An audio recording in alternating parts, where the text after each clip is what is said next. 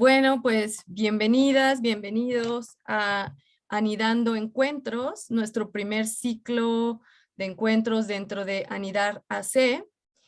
Y pues vamos a estar todo este año con una charla, un encuentro mensual como un pretexto para encontrarnos, dialogar, para profundizar en esta causa social que nos motiva, que tiene que ver con los procesos sociales, comunitarios, con los estudios de hábitat y vivienda, y pues traeremos a distintos especialistas, activistas, de pronto tal vez vecinos, vecinas que nos ayuden a enriquecer nuestra perspectiva de trabajo.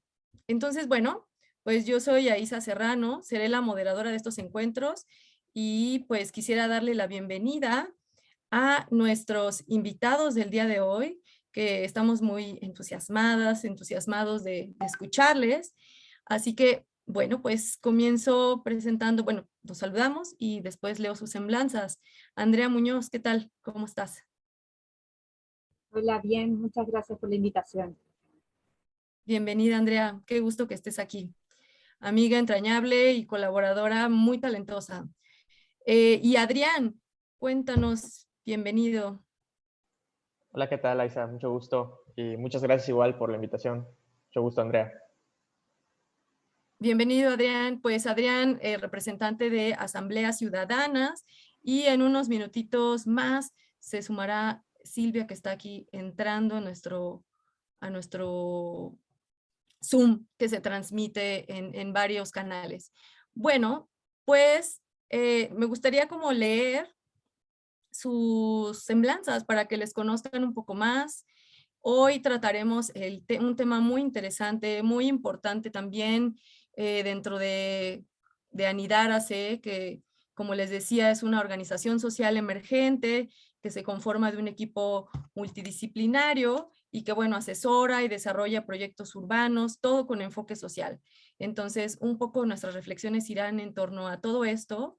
Y el día de hoy, nuestro primer encuentro, hablaremos sobre planificación y gestión de procesos participativos. Algo súper importante en nuestro trabajo y bueno, con estos especialistas pues vamos a tener mucha tela de dónde cortar para este diálogo que nos va a enriquecer.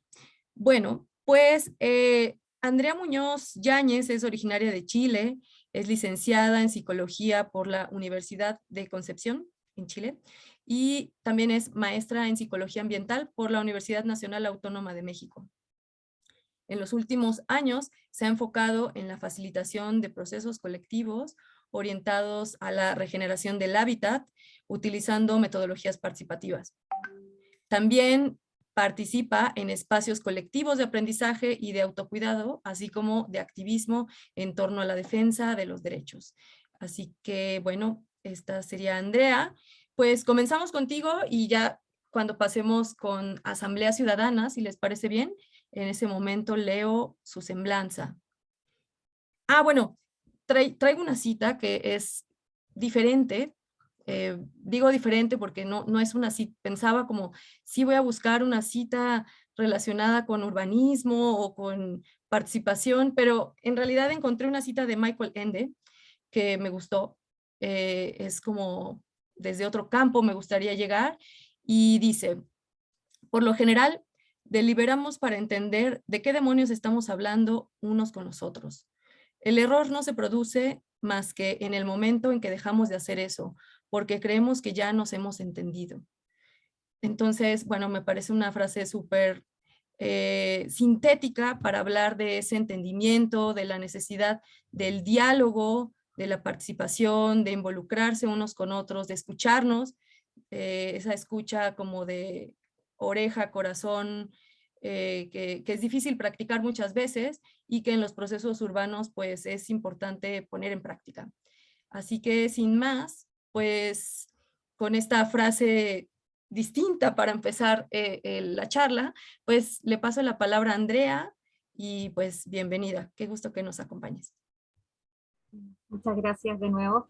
Sí, me parece súper interesante justo la frase que acabas de mencionar, porque de eso creo que es lo que voy a hablar en este momento.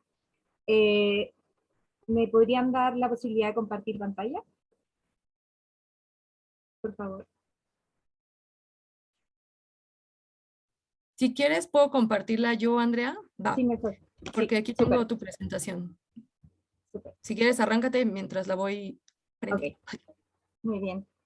Bueno, yo específicamente les voy a hablar, sí, de temas de participación, sí, de procesos participativos, pero específicamente de eso que habitualmente dejamos de lado, o que yo he visto por lo menos que en algunos procesos se dejan de lado y que creo que son súper importantes considerarlos, que es esto de lo que hablaba Isa, que tienen que ver con la escucha, con procesos más de conexión con el otro, para que desde ahí podamos trabajar sobre estos procesos participativos de una manera mucho más armónica.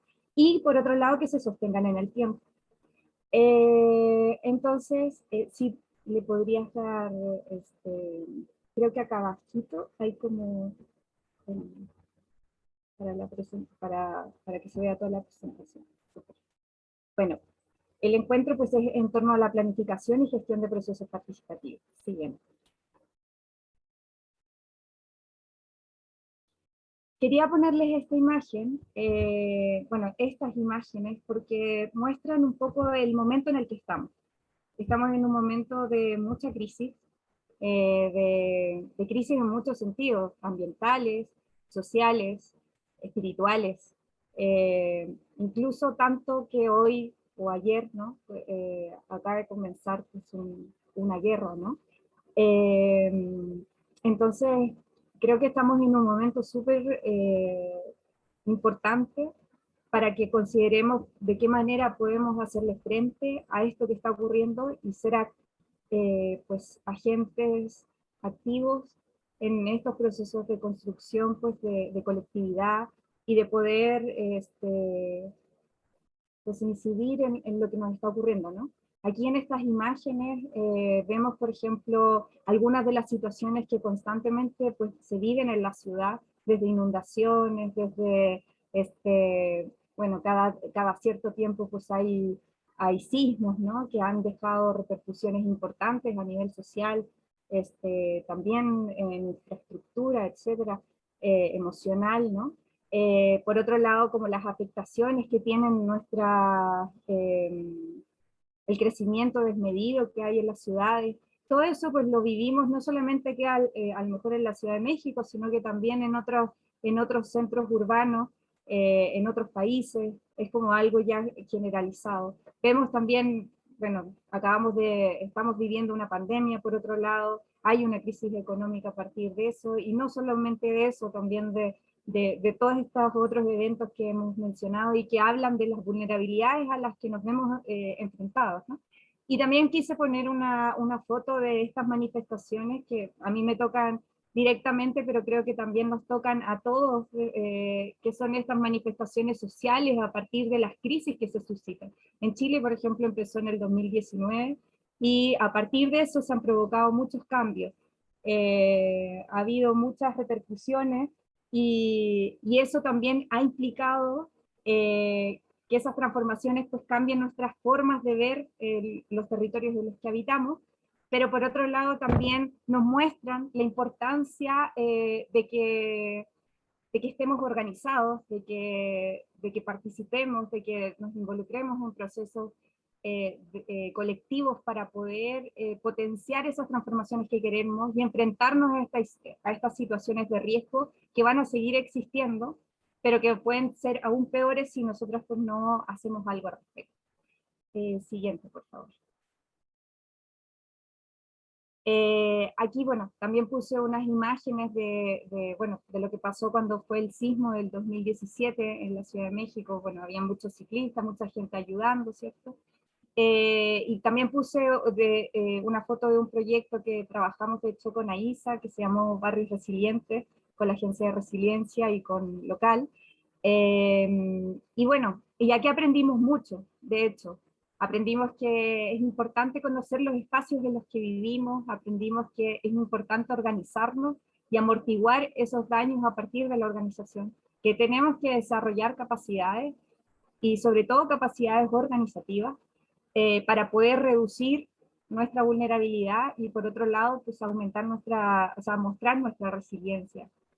Eso es como súper importante como contexto a nivel de proceso participativo. Aquí, por ejemplo, en esa primera foto vemos a un profesional, a un técnico, trabajando también con gente de una comunidad, con una metodología participativa. Siguiente, por favor.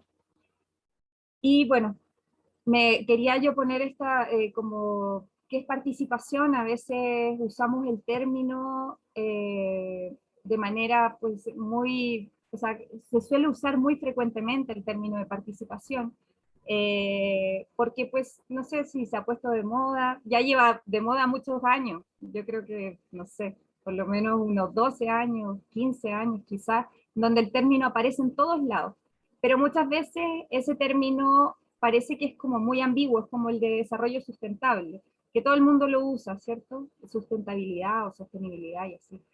Pero pareciera que llevarla a la práctica es muy complejo, porque no es llegar y decir, ah, sí, esto es participativo. O sea, ¿qué significa que algo sea participativo? Y bueno, yo puse ahí una definición de un arquitecto que trabaja temas de diseño participativo y él habla de que es la colaboración entre personas que desean conseguir objetivos que han definido ellas mismas.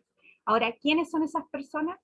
Eh, Ahí, por ejemplo, puede haber una diferencia, porque puede ser que a lo mejor nosotros consideremos a alguna gente y no a todos los actores que están involucrados en el proceso.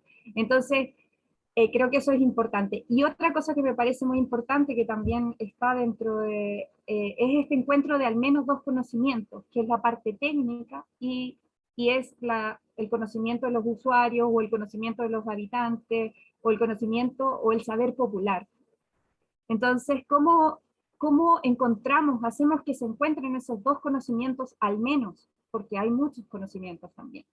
Eso es como importante ponerlo como o sea, que lo cuestionemos, que cuestionemos si en realidad en estos procesos de los que hablamos, participativos, estamos haciendo en realidad eso, estamos haciendo que se encuentren esos distintos conocimientos.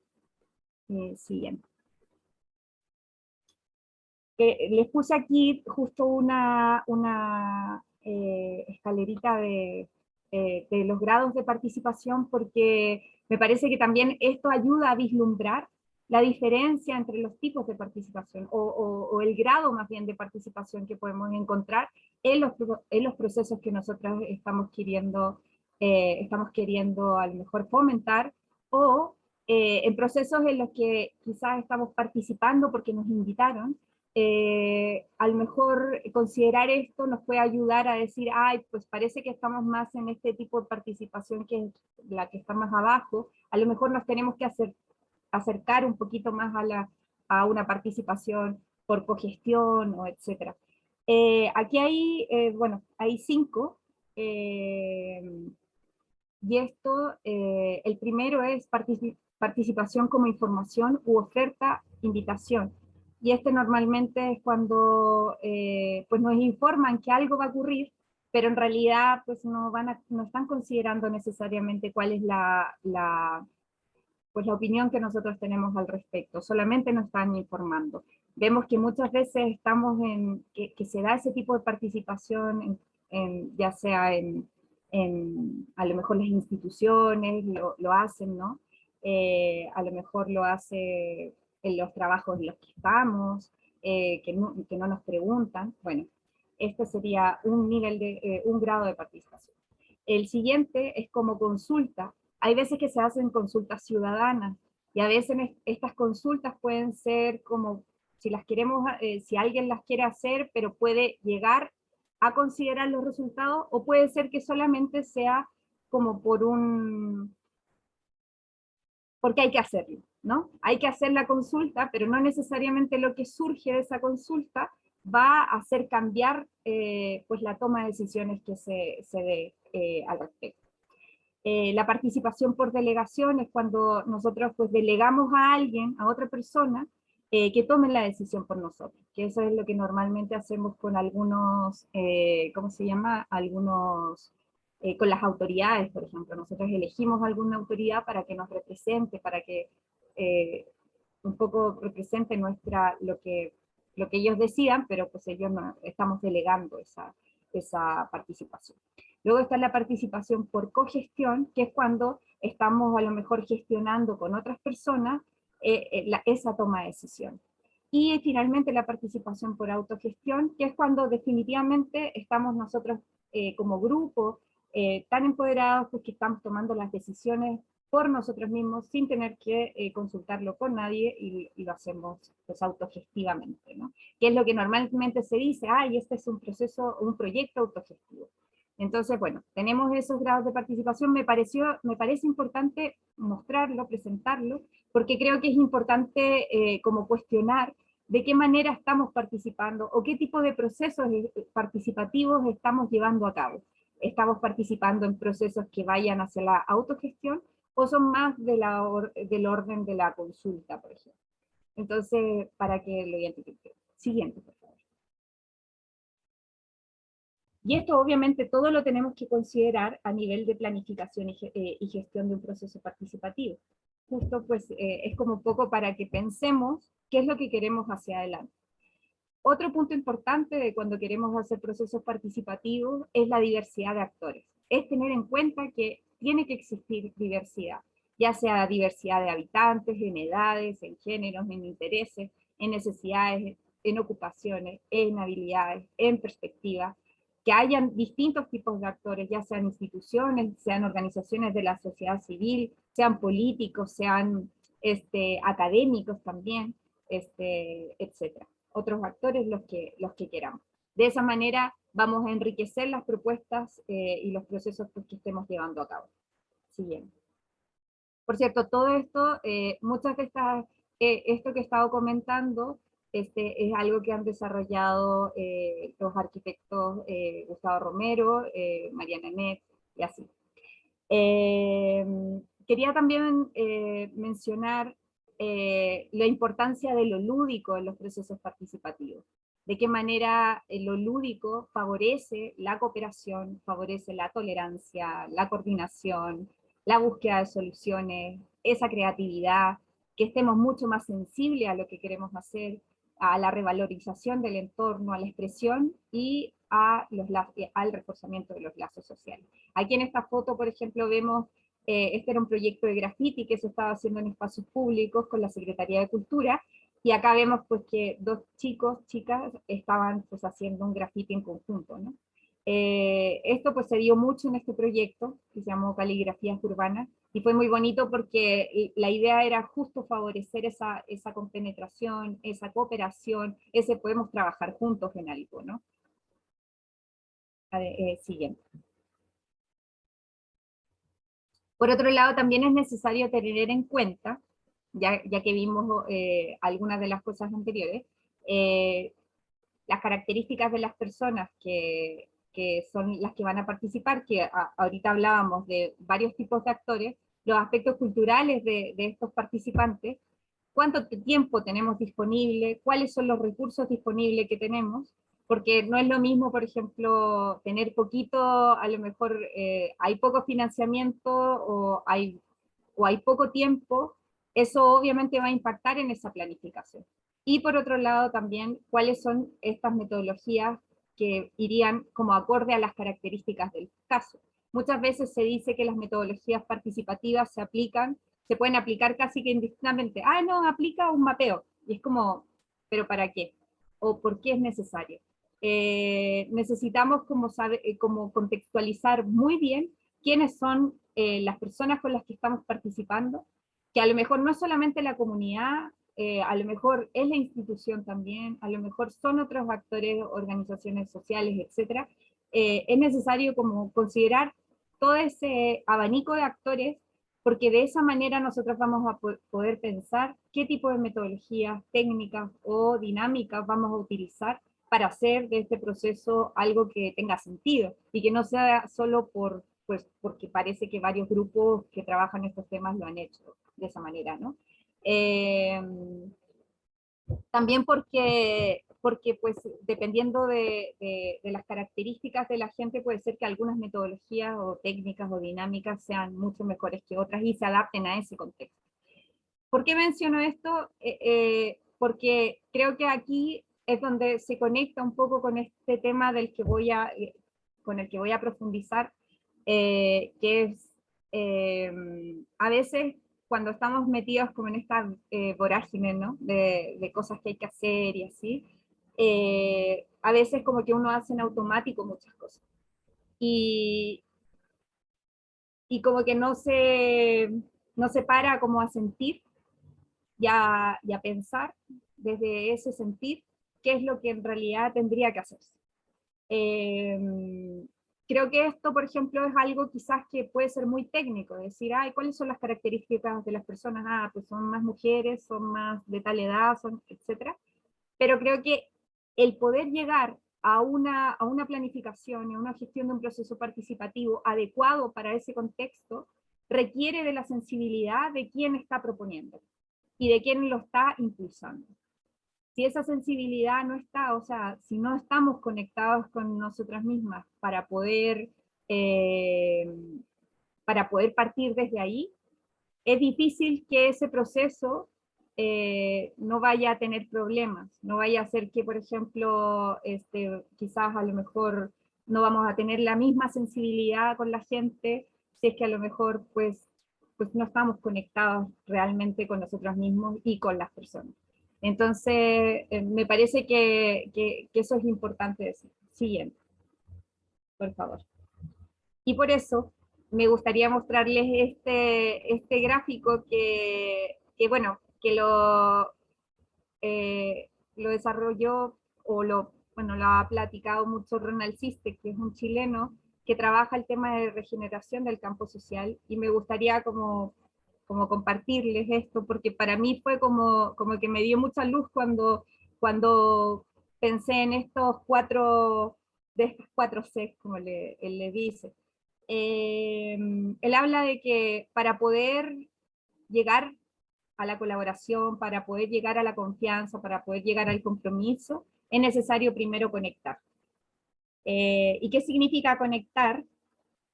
Significa escuchar nuestras necesidades, escuchar las necesidades del otro, porque desde ahí, recién desde ahí es que nosotros vamos a poder lograr como estar en sintonía para que se empiece a dar un espacio de confianza. Y solo si hay un espacio de confianza, entonces nosotros vamos a querer colaborar. Y si entonces si estamos como queriendo colaborar y está siendo esto retroalimentado todo el tiempo porque hay conexión, porque hay confianza, porque hay colaboración, entonces hay compromiso. A mí, por ejemplo, pues, como este ciclo, este diagrama, como que me ayudó mucho como a entender que en los procesos en los que yo había estado participativo, había veces, por ejemplo, que igual y no se da la colaboración, y me dice, pero ¿y por qué no se da la colaboración si hay, parece que todo, ¿no? Pero resulta que no había conexión quizás, o porque no existía como la confianza necesaria. Y yo decía, oye, pero si en este proceso hemos estado tanto tiempo, no, pues es que algo pasó y la gente dejó de comprometerse para seguir haciendo algo. Y entonces como que siento que explica, por lo menos para mí, por qué muchas veces se quiebran ciertos grupos o se quiebran las relaciones entre las personas. Muchas veces tiene que ver con esa falta de conexión. ¿Y cómo tenemos esa conexión? Podríamos preguntarnos, porque parece como algo muy, quizás espiritual, ¿no? ¿Cómo conectamos con el otro? Y conectamos con el otro a través de la escucha. No es tan fácil escuchar. A veces pensamos que estamos escuchando todo el tiempo lo que dice la otra gente, pero en realidad no estamos en realidad haciendo una escucha activa de lo que las necesidades de las otras personas. No estamos escuchando qué es lo que dice el otro profundamente. Escuchamos desde la superficie. Entonces, la siguiente les voy a mostrar algunos niveles de escucha que ayudan como a ilustrar desde dónde normalmente escuchamos. creo que cuando tenemos en cuenta, este es un esquema, ¿no?, de Otto Scharmer, que habla de los niveles de escucha. Hay otros también, ¿eh? No es que este sea el único respecto a los niveles de escucha, hay otros que dicen que hay 5 niveles de escucha, otros que dicen 3, etc. A mí me gusta este, y este es el que por lo menos he tratado de practicar. Tenemos un primer nivel de escucha en el que encontramos que es como más por hábito, en donde todo el tiempo estamos como habituados, o sea, como escuchando al otro desde un lugar en el que estoy juzgando lo que dice el otro, y solamente estoy confirmando más bien mis viejas opiniones sobre algo. Tenemos un segundo nivel de escucha que es más fáctico, en donde lo que estamos haciendo es refutar lo que sabemos con estos datos nuevos. Ah, eso que está diciendo creo que no está bien porque tal y tal cosa, eso es lo que yo estoy pensando, estoy escuchando desde ahí. Luego hay un tercer nivel de escucha que es el empático, que es este más de corazón abierto, en donde podemos llegar a sentir lo que la otra persona está sintiendo, ¿no? En donde hay como una conexión emocional. Y un cuarto nivel de escucha, que es esta escucha mucho más desde la fuente, le dicen, o desde el lugar, desde un lugar que normalmente no nos conectamos, pero que cuando nos conectamos ahí surgen nuevas cosas, surge la creatividad. Normalmente ahí no estamos evaluando, normalmente ahí no estamos juzgando, no estamos necesariamente notando diferencias. Desde ahí están surgiendo imágenes, están a lo mejor sintiéndose cosas en el cuerpo. Es algo como cuando uno dice, ah, eureka, lo que él dijo o ella dijo me resuena de tal manera. Y son cosas que te hacen generar y crear, innovar. Entonces, les quería mostrar este diagrama porque me parece que en cualquier proceso participativo tenemos que pensar y ver desde dónde estamos escuchando. A veces, por ejemplo, llegamos a las comunidades y a lo mejor llegamos ya con una idea preconcebida de lo que la comunidad quiere. Ah, no, es que ellos, porque tal y tal y tal, su contexto es este, entonces, yo creo que necesitan tal cosa. Y no nos detenemos a escuchar realmente qué es lo que la gente necesita o qué es lo que la gente quiere de ese proceso participativo. No para que nosotros lo demos así como de manera paternalista, pero sí para que podamos construir algo en conjunto. A ver, las personas quieren esto, yo quiero esto, entonces, ¿cómo intercambiamos eso? ¿Cómo hacemos que eso sea algo que se cree en conjunto? A veces nosotros ya sabemos lo que la gente quiere, a veces como que decimos, no, yo creo que esta gente quiere tal cosa, pero en realidad no lo sabemos, o sea, pensamos que lo sabemos, y eso depende justo del tipo de nivel de escucha desde el que estemos. Estar abierto puede significar un eureka. Sí, gracias. Estar abierto puede significar una eureka. También quería plantear en esta diapositiva, que es sobre la comunicación no violenta. ¿Por qué? Porque me parece súper importante que estemos conscientes de que en estos procesos participativos, a veces, bueno, nos estamos comunicando todo el tiempo, y a veces nuestras comunicaciones pueden no ser las mejores, pueden ser desde un lugar justo que quizás no promueve que podamos construir lo que decía al principio, la conexión, la confianza, la colaboración y el compromiso para poder sostener esos procesos participativos. La comunicación no violenta es un proceso que justo genera ese espacio de conexión, genera ese espacio de empatía, genera esa reflexión, porque reestructura la forma de expresar y de escuchar a las otras personas. Y esto es desde una manera consciente, ¿no? Y se trabaja sobre cuatro componentes vitales que son, o sea, primero la conexión, pero después sobre otros 4, que es la observación de los hechos, la expresión de sentimientos, la expresión de necesidades y la formulación de una petición. Habitualmente, y se lo digo también porque lo he vivido, en espacios colectivos, cuando ya uno lleva bastante tiempo, sobre todo en espacios activistas, en donde hay procesos ¿cómo se llama?, de mucho desgaste, la comunicación no violenta puede ser una herramienta muy fácil, muy buena, quiero decir, para poder sostener o poder ayudar a contener ese momento crítico que normalmente viven los activistas o viven las personas que están constantemente en la lucha por algo. Esto obviamente requiere de práctica, pero lo quería traer también porque me parece que es una herramienta útil justo para poder ayudar en estos procesos participativos y que habría que contemplarlo. Esto, por ejemplo, podría ser una competencia que como que personas que nos gusta trabajar en procesos participativos tendríamos que pues, experimentar. ¿Cómo vamos de tiempo, Aisa?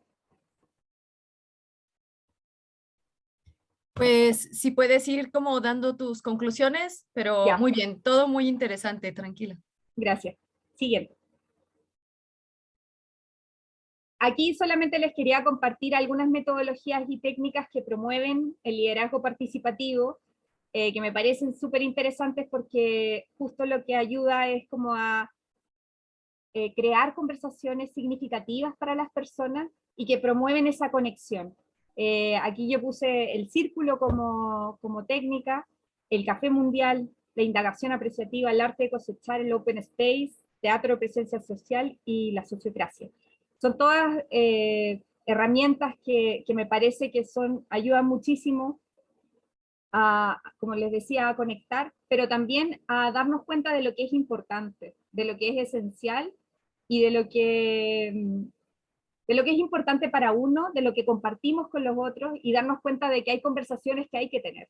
A veces en los procesos participativos, por cuestiones de tiempo, la gente dice, no, hay que irse directo a tal cosa, pero justo no se construyó la confianza, a lo mejor no se construyó, o sea, no hubo esa conexión, no hubo esa construcción de confianza, entonces es difícil que eso después vaya a sostenerse. Y habitualmente decimos, no, es que siempre son las mismas personas las que hacen. Bueno, ¿cómo hacemos para poder comprometernos más personas en ese proceso? Pues necesitamos justo conocernos, encontrarnos, conocernos, hablar de lo que nos importa, escuchar lo que el otro tiene que decir. Por ejemplo, en el caso del círculo, justo me gusta mucho porque una de las cosas uno de los principios es este liderazgo rotativo, ¿no? En donde asumimos que cada persona tiene un momento en donde tiene que participar o tiene que hacerse responsable. Tenemos una responsabilidad compartida en ese proceso. También, por otro lado, hay algunas prácticas también dentro del círculo que son muy interesantes y que ayudan a que haya equidad, por ejemplo, a que veamos que todas las voces, por ejemplo, se escuchan, cada quien tiene su turno para poder hablar. Cosas de ese estilo, que también, por ejemplo, en el caso de la sociocracia lo promueve, que sociocracia también utiliza mucho el círculo, pero también trabaja con este tema de los turnos cuando estamos hablando, por ejemplo, en grupo. O sea, creo que hay como muchas herramientas que pueden ayudarnos a poder planificar y gestionar esos procesos colectivos de una manera mucho más transparente, mucho más equitativa y mucho más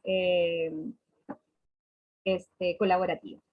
De acá solamente quería yo comentarles también lo de indagación apreciativa, que me parece interesante decir que acá habitualmente en las comunidades, cuando vamos a una comunidad, generalmente vamos enfocándonos en los problemas, ¿no? ¿Cuál es el problema que hay que solucionar? Y desde la indagación apreciativa, lo que se busca es más bien ver qué es lo que ha funcionado, qué es lo que está bien. Y eso cambia completamente el rumbo de entonces cómo es que abordamos ciertos problemas, o abordamos más bien ciertos aspectos de lo que ocurre.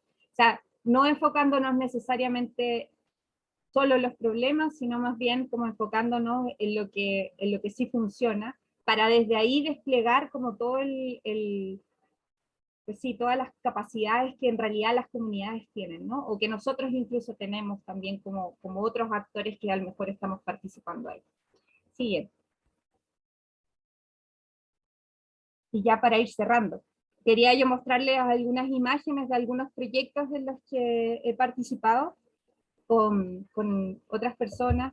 Por ejemplo, en el primer proyecto pues se trabajó mucho con el tema como de las esculturas en el cuerpo, con el cuerpo, perdón, y habla de que podemos también utilizar ese tipo de metodología cuando queremos conectar, cuando queremos buscar esa conexión, esa confianza, eso lúdico de lo que hablábamos al inicio. Tenemos una segunda imagen en donde estuvimos en el proyecto Barrios Resilientes, y ahí lo que estábamos trabajando era sobre la identidad del proyecto. Entonces trabajamos con dibujos, por ejemplo, y quedaron unos dibujos muy lindos que representaban justo como la identidad.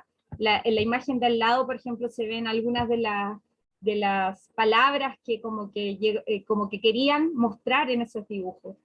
La actividad de abajo, que es básicamente un círculo, y en ese círculo pues también había ese sistema de rotación de turnos, buscábamos esa conexión. Y en la siguiente de la derecha es un café mundial en donde justo estuvimos hablando sobre las distintas, estuvimos más bien con la Secretaría de Cultura en un proyecto que se llamaba Puesta en Común, y en este proyecto de Puesta en Común pudimos estar hablando de justo de lo que se quería crear como comunidad artística en Tlaxcala. Y fue muy bonito porque se hablaron cosas que eran muy importantes para las personas y que ayudó como a profundizar ese liderazgo también rotativo del que hablábamos. Entonces, creo que por ahí la dejaría, pero bueno, les doy muchas gracias por escuchar. Muchas gracias, Andrea. Pues me quedo con muchas buenas ideas de tu charla, de tu reflexión, de lo que nos compartes, ¿no? Creo que estuvo súper bien como esta reflexión teórica tras todos esos procesos en los que te has involucrado. Me quedo con estos niveles distintos de participación y como realmente tener esta mirada crítica para ver realmente en dónde estamos incidiendo y a dónde queremos llegar. También en esa diversidad de actores y el preguntarnos muy profundamente por qué se hacen las cosas para realmente tener esa sensibilidad y proponerlo con pertinencia, no como por una práctica de moda o por seguir la corriente o por seguir o por aparentar más democracia, ¿no? Que a veces quizás puede ser como algo que pueda de pronto surgir. Y también buenísimo lo de los niveles de escucha, creo que también complejo llegar a esa escucha generativa, pero pues nos indica un camino, ¿no? También para seguir y para practicar con nosotros, con las comunidades con las que nos relacionamos, y pues también esta comunicación no violenta que puede ser clave en nuestras comunidades, con nosotros mismos y con cualquier petición que queramos expresar en un trabajo social, ciudadano, participativo. También gracias por todas estas metodologías que tú has estado investigando y poniendo en práctica, muy valiosas.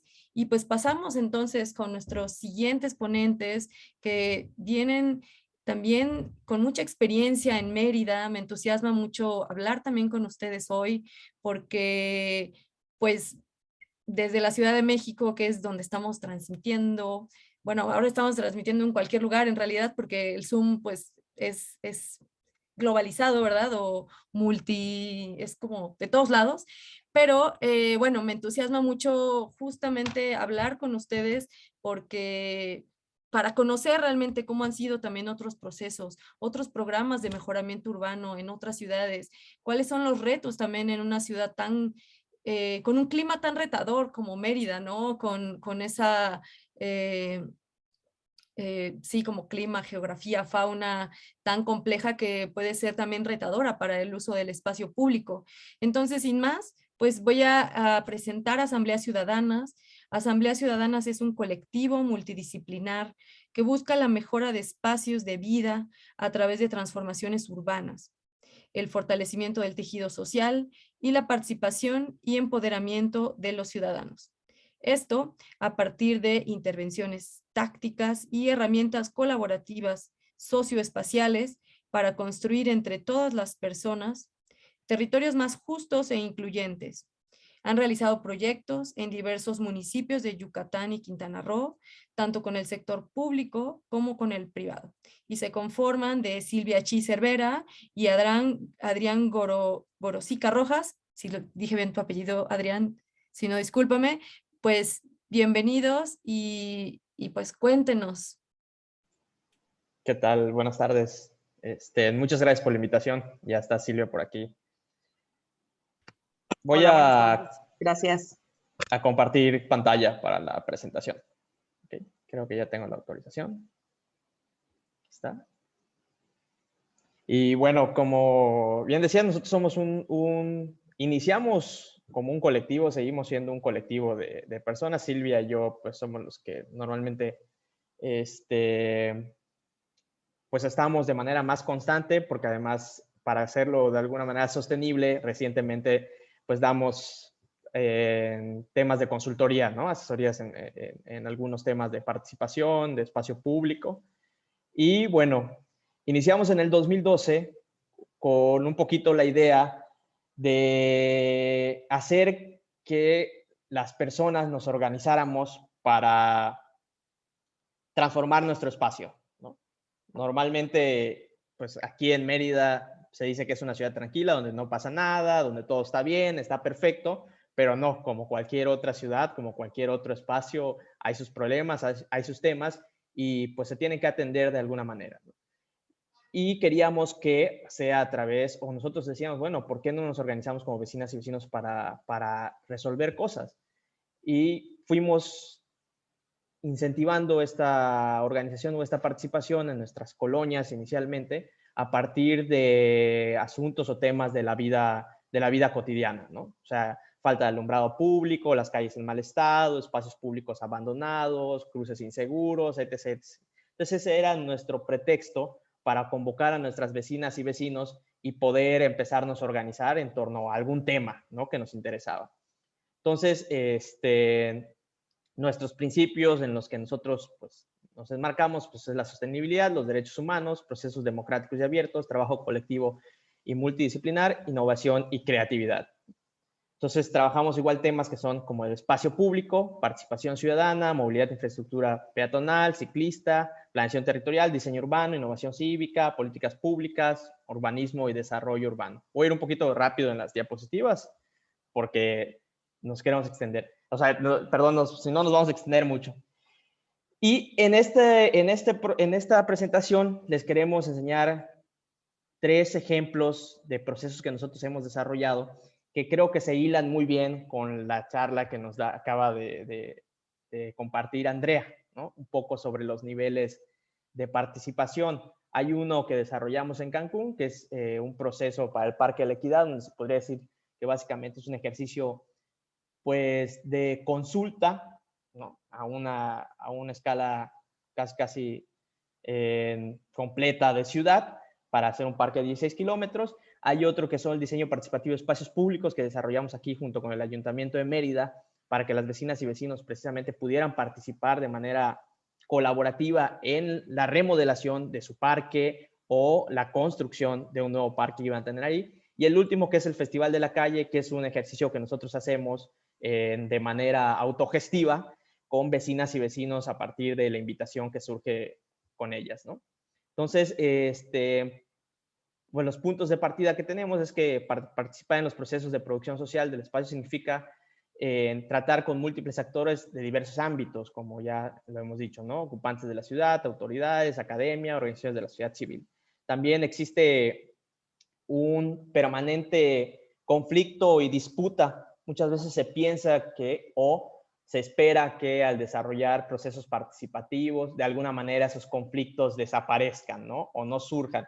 Y no, o sea, la ciudad, el territorio constantemente está en conflicto y lo que tenemos que ver es cómo lo gestionamos, cómo construimos consensos y cómo avanzamos en las cosas en las que tenemos en común, ¿no? Y probablemente en ese camino de avanzar en las cosas que tenemos en común, pues podamos encontrar la manera en que podemos solucionar esas en las que a lo mejor pues no estamos tan de acuerdo, ¿no? Y también entendemos que hay niveles distintos de exigencia del derecho a la ciudad. Así como hay los niveles de participación y que a lo mejor a muchos y a muchas nos gustaría que pues pudieran llegar a un nivel de co-creación o de autogestión, pues la realidad es que a veces las mismas vecinas y vecinos son quienes deciden decir, oye, a mí no me interesa involucrarme más, ¿no? A mí me interesa que a quien yo voté, a mi diputada, mi diputado, mi regidor, mi autoridad municipal, sea quien resuelve el problema. Yo ya le dije cuál es. Él está para ayudar a resolverlo, ¿no? Entonces, eso también tenemos que aprender de alguna manera a respetarlo, a medir hasta dónde quieren llegar las vecinas y vecinos para poder tener un proceso, pues, lo más positivo posible y que además sea exitoso al final del camino.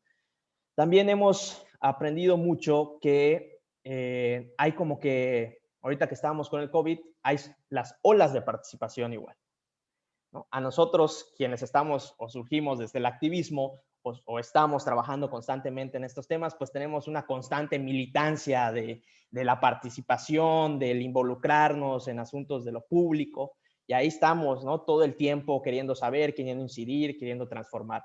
Pero la realidad es que la gran mayoría de la gente, pues englobada en el sistema económico que tenemos, pues lo menos que de lo que dispone ahorita es tiempo muchas veces para dedicarle a este tipo de procesos, ¿no? Por más que tenga a lo mejor un problema muy claro y evidente en su comunidad, muchas veces no dispone del tiempo y le cuesta trabajo decir, ay, voy a dedicarle 1 hora, 2 horas. Entonces, como bien decía Andrea, hay que generar esa conexión, podernos entender, ver qué funciona, qué no funciona en la comunidad, cuáles son esos actores relevantes que podrían ayudar que los procesos se desarrollen, pero muchas veces, por más que queramos hacer un proceso muy profundo, las mismas personas igual a veces dicen, pues vámonos a llevarlo un poquito más tranquilo y ya después vamos viendo, ¿no? Y algo que nosotros tenemos igual cuando iniciamos procesos, ya sea que las vecinas o vecinos nos inviten a colaborar porque ellos han detectado alguna situación en su colonia o alguna autoridad u organización nos invita a participar en un proceso, es que nos hacemos la pregunta de siempre cómo se distribuye el poder en la toma de decisiones para transformar el territorio, ¿no? O sea, nos ha tocado participar en diferentes procesos vecinales de alguna manera de resistencia, ¿no? Donde la autoridad municipal, en conjunto con algún inversionista o algo así, pues quiera hacer una modificación en una colonia, ¿no? Entonces, las vecinas y vecinos con las que participamos durante hace tiempo y que pues tuvieron su auge, ¿no? Tuvieron su pico de la ola organización, estuvieron muy bien, después bajó la emergencia y la participación disminuyó, pues de repente vuelve a surgir esta ola con esta acción que pueda tomar la autoridad o algún particular y se vuelven a organizar para defender el territorio y decir, bueno, pues quiénes estamos tomando las decisiones sobre lo que nos queda aquí, solo un lado o empezamos a involucrar a todas las partes. Y eso es algo que nosotros trabajamos igual mucho con la gente. También, y cómo se disputa ese poder en distintas escalas y trincheras. Algo que hemos aprendido igual con el paso de los años es que hay que ser muy estratégicos, ¿no? A la hora de plantear alternativas a diferentes conflictos que puedan suceder en el territorio y que, bueno, eso dependerá mucho o poco de que se puedan alcanzar los resultados que a veces la misma comunidad desea, ¿no? Entonces, nosotros siempre estamos platicando con las vecinas y vecinos o con las mismas autoridades, el buscar el cómo sí de las cosas, ¿no? El caminito del no ya nos lo sabemos de memoria, ¿no? Si hacemos esto, el resultado va a ser el mismo. Entonces, siempre nos sentamos con quienes nos tengamos que sentar a imaginarnos cómo sí podemos darle la vuelta al asunto y podemos resolver de la mejor manera posible y de la mejor manera posible también para todas las partes ese conflicto o ese problema o esa necesidad que se tiene en la comunidad. Y aquí tenemos pues esas preguntas para responder esas preguntas, pues en nuestra práctica profesional hemos asumido que pues hacemos un marco de innovación política en términos de prácticas, intervenciones, dispositivos, que el futuro se construye mediante la deliberación y las acciones junto con la ciudadanía, y que también muchas de esas acciones o muchas de esas intervenciones, pues nos tenemos que aprender a navegar con la incertidumbre, ¿no? No siempre está trazado ese caminito de manera perfecta, donde decimos, si se hace A, se va a llegar a B, y después a C, y después a D. No, o sea, en A puede ser que las cosas cambien y tengas que ir a lo mejor al paso C y después regresar al paso B. Entonces, muchas veces nos hemos encontrado que para las autoridades o para diferentes grupos de personas o de organizaciones, eso puede resultar ser un conflicto, ¿no? O sea, ya me desbarató la forma en la que yo quería trabajar o desarrollar el proceso, se me cae el mundo. Entonces, hay que aprender a navegar con esa incertidumbre y a entender que los procesos sociales por sí mismos, del territorio y todo, pues son cambiantes de manera constante. Voy a adelantar, pues estas son muchas del marco teórico que nosotros utilizamos para desarrollar nuestras actividades, ¿no? Jane Jacobs, Kevin Lynch, y ahí hay varias.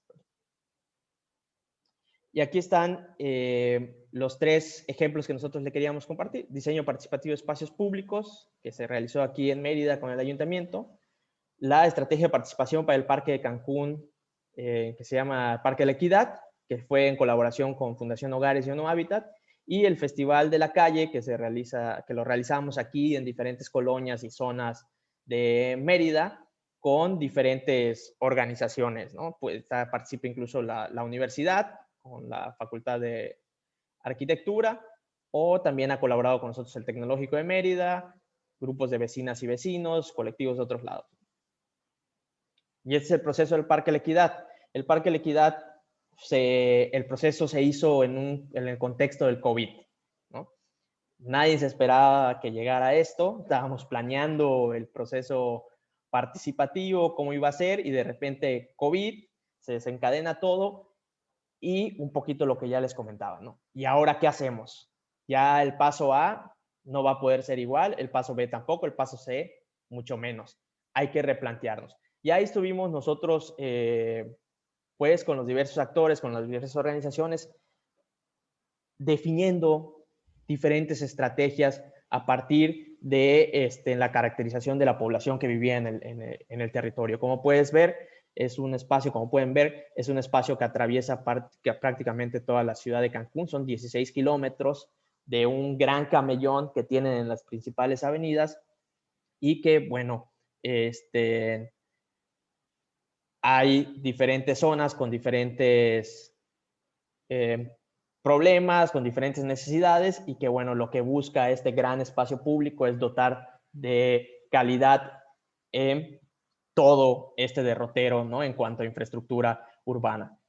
Y lo que se decidió hacer es un proceso digital, de alguna manera, donde invitábamos a las personas que a través de una encuesta en línea o de una actividad como la de Dibuja tu Parque, pues nos pudieran dar insumos que el equipo de diseño de este parque necesitaba para incluir, ¿no? En este proceso.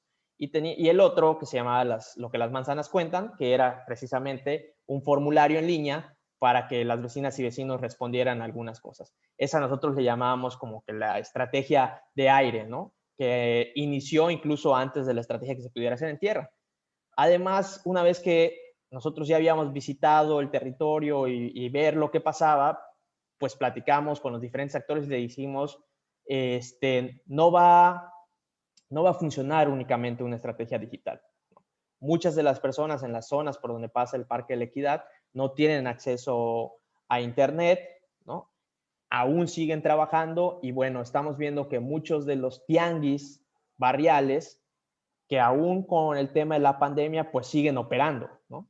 Y la verdad, con una gran afluencia de gente, y bueno, cuando platicábamos con las vecinas y vecinos, nos decían que sí, para ellos era complicado como que, pues primero que nada, enterarse de esta estrategia de aire, de lo que era el Parque de la Equidad, y segundo, pues a lo mejor tener datos o tener internet para poder responder y acceder a este modelo de participación. Entonces ahí nosotros decidimos plantear una estrategia de tierra y nos conectamos con el líder de los tianguistas de Cancún y nos metimos a todos los tianguis que estaban alrededor de donde se está proyectando, donde se está construyendo ahora el Parque de la Equidad, ¿no? Y ahí ustedes pueden ver, este es un mapa, nosotros decidimos hacer pop-ups de participación, literal teníamos un puestito en todo el derrotero del tianguis y ahí fuimos nosotros diseñando, recogiendo información con dispositivos que de alguna manera los pensamos para que sea fácil en esta contingencia de COVID poder responder en pocos minutos y también que nos permitieran de alguna manera pues guardar todas las medidas que se estaban presentando en ese momento, que si no recuerdo mal estábamos en semáforo naranja, pasando de naranja a amarillo, entonces, y en los tianguis era uno de los pocos lugares donde podíamos encontrar gran cantidad de personas. Y aquí ustedes pueden ver, estas son las herramientas que utilizamos para el Parque de la Equidad. Aquí procuramos que pudieran pasar unas personas casi por mesa a responder estas herramientas, ¿no? Ya no pudimos hacer un ejercicio más a profundidad por el tema del COVID, pero bueno, tratamos de construir la gran mayoría de insumos que permitieran que el diseño del parque respondiera a lo que las personas demandaban en cada una de las secciones, ¿no? Y también hicimos un pequeño ejercicio de mapeo ahí con las personas. Aquí les preguntábamos qué les gustaría que hubiera en el parque, qué actividades les gustaría realizar en él, ¿no? A personas de todas las edades. Y hacíamos un ejercicio de mapeo participativo, porque también un poquito lo que platicábamos con las autoridades locales era que si bien el parque puede estar muy bonito, responder a muchas de las actividades que a lo mejor las vecinas y vecinos imaginaban que pudieran suceder ahí, la realidad era que si el contexto en el que estaba el parque no se resolvían algunas de las cosas que estaban sucediendo ahí, pues probablemente para muchas de las personas iba a ser difícil poder acceder a él, ¿no? Ustedes saben, pues el tema de Cancún, de la delincuencia es muy delicado y en ese mapeo que hicimos, o sea, encontramos información bastante preocupante, pero que de alguna manera también hay cosas que las autoridades podían o pueden resolver que pudieran ayudar a que pues algunas de las cosas en esas zonas mejorar en cuanto a la percepción de seguridad, ¿no? Aquí vemos el total de participantes, más de 1,140 personas tuvimos ese día. También estuvimos levantando unas encuestas en diferentes zonas del derrotero que iba a estar el parque, y aquí ustedes pueden ver, ¿no? O sea, hicimos este mapeo participativo con unos de mujeres y otros de hombres. Claramente el que tiene mayor información es el de las mujeres, ¿no? Y bueno, ahí hay cosas que de verdad yo le decía a Silvia, no me dejaré mentirle, o sea, creo que estamos haciendo de alguna manera pues el mapa de terror, ¿no? Un poquito ese derrotero, porque de verdad que con las cosas con las que nos encontramos, que la gente nos decía, a veces uno puede pensar que son difíciles de que pasen en cierto lugar, ¿no? O sea, a partir de lo que ves que hay en el entorno, y no, pues sí pasan, ¿no? Entonces, ahí tuvimos esos resultados. Y voy a ir dando más rápido. Y bueno, pues está después el diseño participativo de espacios públicos, que se lo voy a dejar a Silvia que lo explique. Como ustedes pueden ver, el del Parque de la Equidad fue más bien un ejercicio de consulta, poderle preguntar a las vecinas y vecinos que vivían alrededor de donde se va o se está construyendo este parque, cómo les gustaría que sea, qué tipo de actividades les gustaría realizar en él, otro tipo de información que buscamos construir con los mapeos para ver qué otra infraestructura en torno al parque se tendría que mejorar, qué posibles programas podrían detonarse a partir de temas sociales que se identificaron en estos pop-ups que hicimos, que a lo mejor le corresponden a la autoridad municipal, otros a la autoridad estatal, otros son de índole federal. Entonces ese ejercicio nosotros lo hicimos para que pues, se pudiera construir esa estrategia de manera integral y no solo se quedara en la construcción de un gran espacio público y que pues no necesariamente atendiera a otros temas que igual son preocupantes, ¿no? Y en el caso de diseño participativo de espacios públicos aquí en el Ayuntamiento de Mérida, pues sí, ahí hay un trabajo de co-creación y que les va a explicar Silvia. Gracias, Goro. Bueno, pues muy brevemente también, como ya dijo Goro, el ejercicio anterior que mostramos, aquí quisimos escoger mostrarles 3 proyectos para que vean como diferentes escalas y lógicas de intervención. El anterior es un proyecto muy grande, de una escala de ciudad, que nos sirvió, en donde hicimos un proceso participativo para construir el programa arquitectónico del proyecto. En este caso vamos a revisar el tema de diseño participativo de espacios públicos que implementa el Ayuntamiento de Mérida para transformar o construir nuevos espacios públicos en la ciudad a partir de el codiseño con las personas, ¿no? Entonces, muy rápidamente, el proceso para este proyecto de diseño participativo tiene 5 pasos. Un paso que es diagnosticar y que lo hacemos con la comunidad. Un segundo paso que es conceptualizar, que donde hay algunos elementos del diagnóstico que se traen hacia una mesa más técnica, digamos, y se evalúan una serie de condiciones preexistentes en el parque, las condiciones también presupuestales y demás. Se hace después un tercer paso que es la proyección, en donde codiseñamos con vecinos y vecinas. Se hace un cuarto paso que es la revisión del proyecto con vecinos y vecinas para ver si al final es el que cumple sus expectativas y demás. Y un quinto paso que es el desarrollo del proyecto, ¿no? En todos estos pasos están involucradas diferentes áreas del municipio, que es una cosa importante por decir. Los procesos participativos usualmente abren nuevos espacios de colaboración, hasta incluso institucionalmente. ¿A qué nos referimos con esto? A que las instituciones, al abrir la puerta a una conversación con vecinos y vecinas, requieren eventualmente ampliar la gente que va, por ejemplo, los procesos participativos, porque las preguntas que se hacen no son de diferente índole, ¿no?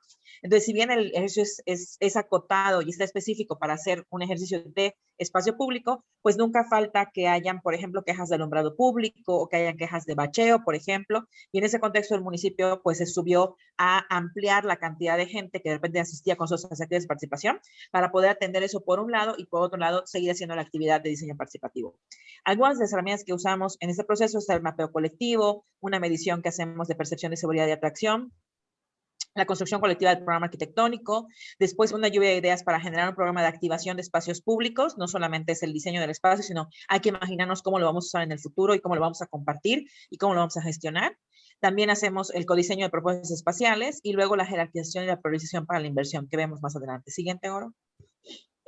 Bueno, muy importante algunas fotos del proceso para establecer algunos puntos importantes es que las soluciones se construyen en colectivo, hacemos meses de trabajo con vecinas y vecinos en donde pues todos aportan opiniones, pero se construyen acuerdos colectivos, ¿no? O sea, no es lo que dice una señora o un señor, sino lo que conversamos y lo que acordamos a través de la escucha activa y lo que ya un poco conversó también Andrea anteriormente para este espacio que se quiere transformar, ¿no? La información para tomar decisiones se construye entre todas las personas. O sea, una cosa es decir la propuesta de solución, pero otra cosa distinta es que caractericemos el área, la esquina en donde, por ejemplo, suceden accidentes, la esquina en donde, por ejemplo, se tira basura, una serie de cosas que nos permiten tener un plano mucho más, digamos, local, ¿no? Con información local para poder atender esos elementos, si se puede, desde el diseño arquitectónico del parque. Bueno, la información siempre va por delante. Hay veces que las personas tenemos percepciones de cosas que no son las que están sucediendo realmente y entonces tenemos información que ponemos siempre pública en los procesos para que la gente vea que, pues, oye, pues sí, mucha gente pidió espacios para correr, por ejemplo, ¿no? O mucha gente está diciendo que esa esquina es insegura. Entonces, no es solo mi percepción, sino que hay una idea colectiva de ese mismo problema, ¿no? Siguiente. También es importante decir que estos procesos abren pues nuevos caminos en la administración pública. Por ejemplo, nosotros comenzamos con el municipio a trabajar en una mesa de trabajo muy de logística de qué fechas serían los talleres y quiénes van a ir y demás. Y se volvió después, se transformó en una mesa técnica de toma de decisiones con muchos más participantes de otras áreas del municipio que las originalmente planeadas, ¿no? Y bueno, también había de repente, por supuesto, en nuestro trabajo siempre decimos que nosotros tenemos un trabajo doble, ¿no? Trabajar con las comunidades, pero también trabajar con quienes nos contratan para que suban, ¿no? A su toma de decisiones lo que estamos haciendo con las personas y para que también se abra un espacio de toma de participación que no se quede aquí, sino que luego se repita y vuelvan a abrirlo y lo vuelvan a hacer cada vez que realicen los ejercicios, ¿no? Porque pues al final las autoridades siempre le tienen miedo un poco a esos procesos, ¿no? Porque a veces se salen del tiempo, porque a veces no, digamos, no se acotan lo suficiente como para poder definir unos objetivos muy claros, ¿no? Entonces también hablábamos con las autoridades mucho para que hubiera también por parte de ellos pues certeza de ir avanzando y que el proceso de participación es un asunto que está, que es importante incorporar en su práctica cotidiana, ¿no? Siguiente.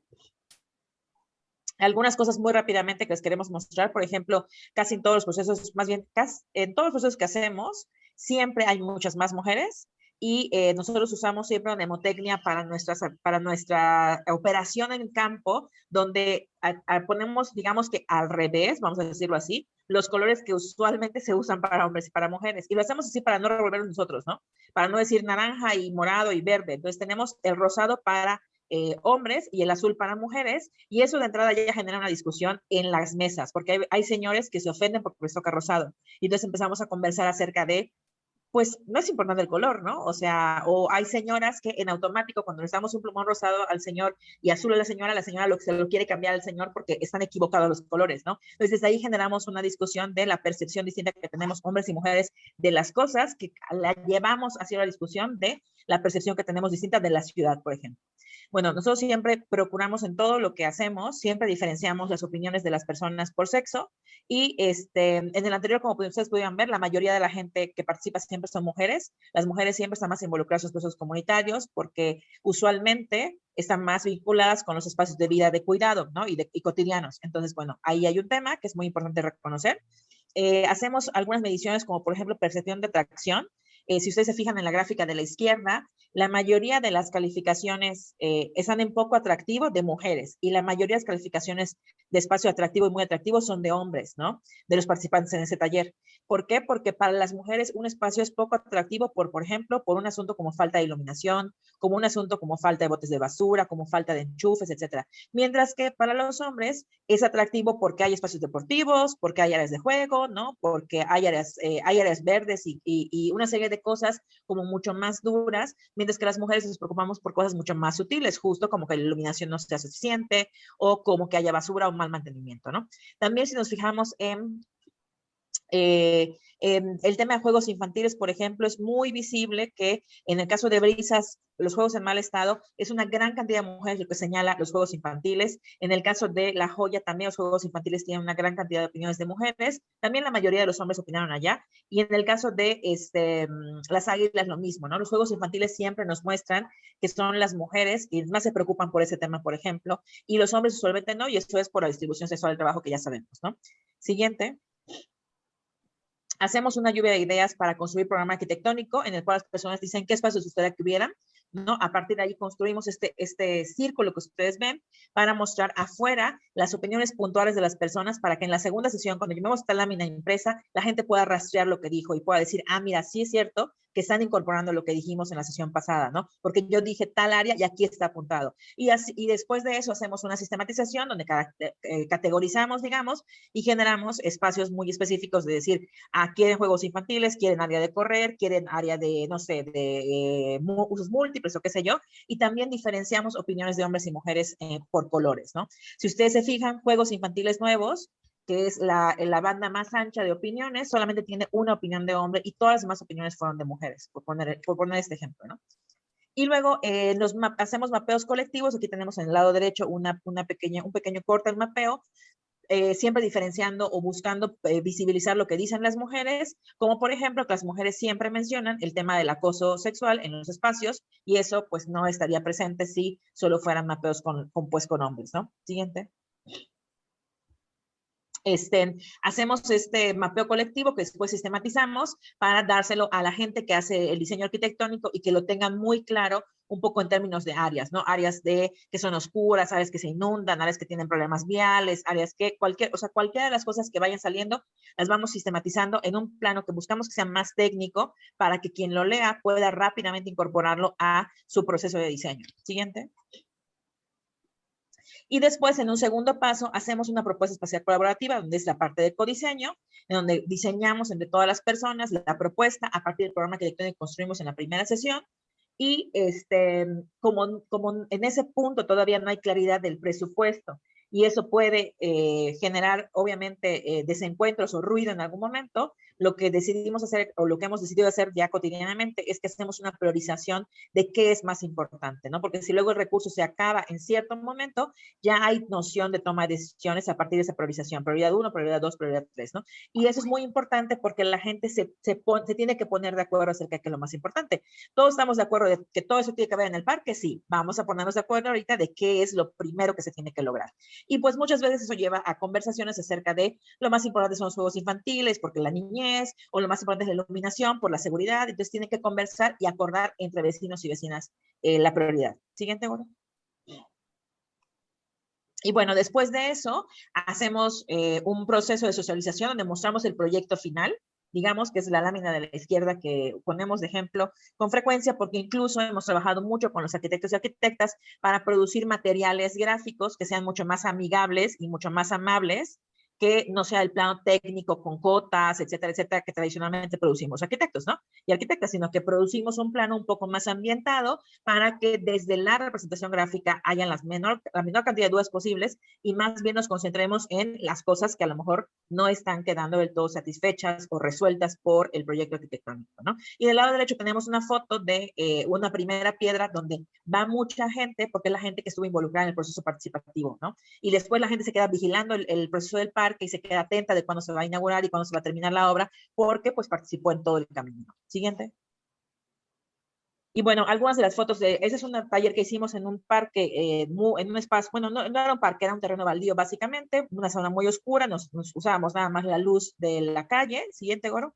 Y después se transformó para hacer este espacio a partir de este proceso de diseño participativo. Siguiente. Así es como se ve de noche, mucho más iluminado. La gente puso las prioridades de qué quería en términos de conexiones, iluminación y demás, ¿no? Siguiente. Y es otro parque de los que hicimos. Es muy importante para nosotros. Hemos trabajado durante muchos años esto y la manera más clara en la que la gente se involucra es evidentemente cuando hay un resultado físico de pues lo que quieren hacer, ¿no? O sea, nosotros aquí teníamos la oportunidad de trabajar con el municipio y que al final eso iba a culminar en que 7 meses u 8 meses después del proceso participativo iba a haber un producto, ¿no? Que era el parque remodelado o el parque nuevo. Y eso siempre es importante porque las personas se motivan a seguir participando y a seguir organizando cosas, ¿no? Siguiente. Algunas de las cosas que, por ejemplo, son discusiones siempre son los juegos infantiles, cómo les gustarían, las expectativas que se genera con la discusión participativa también. Procuramos siempre hasta incluso sugerir cómo podrían ser los renders para no generar unas expectativas que no se van a cumplir con esos renders fotorrealistas que luego siempre son como muy falsos, ¿no? O sea, procuramos que hasta en el tema de la comunicación hagamos cosas distintas para poder llevar el proceso lo mejor posible. Siguiente. Y luego nos queda el Festival de la Calle, que ya es lo último, que es una actividad que hacemos con vecinos y vecinas, autogestiva, siguiente, en donde hay un proceso muy largo, un proceso de varios meses, en donde hacemos un diagnóstico comunitario, identificamos posibles soluciones a los problemas, identificamos posibilidades de incidencia. Nosotros siempre hacemos una reflexión con vecinos y vecinas acerca de qué cosas podemos hacer como vecinos y vecinas, qué cosas no nos tocan o no podemos, qué cosas le tocan al gobierno municipal, al gobierno estatal, al otro gobierno, porque es importante también que las personas en esos procesos se queden con elementos, digamos, pedagógicos de cómo se transforma la ciudad para después poder retomar algún proceso que ellos quieran, ¿no? Decidimos...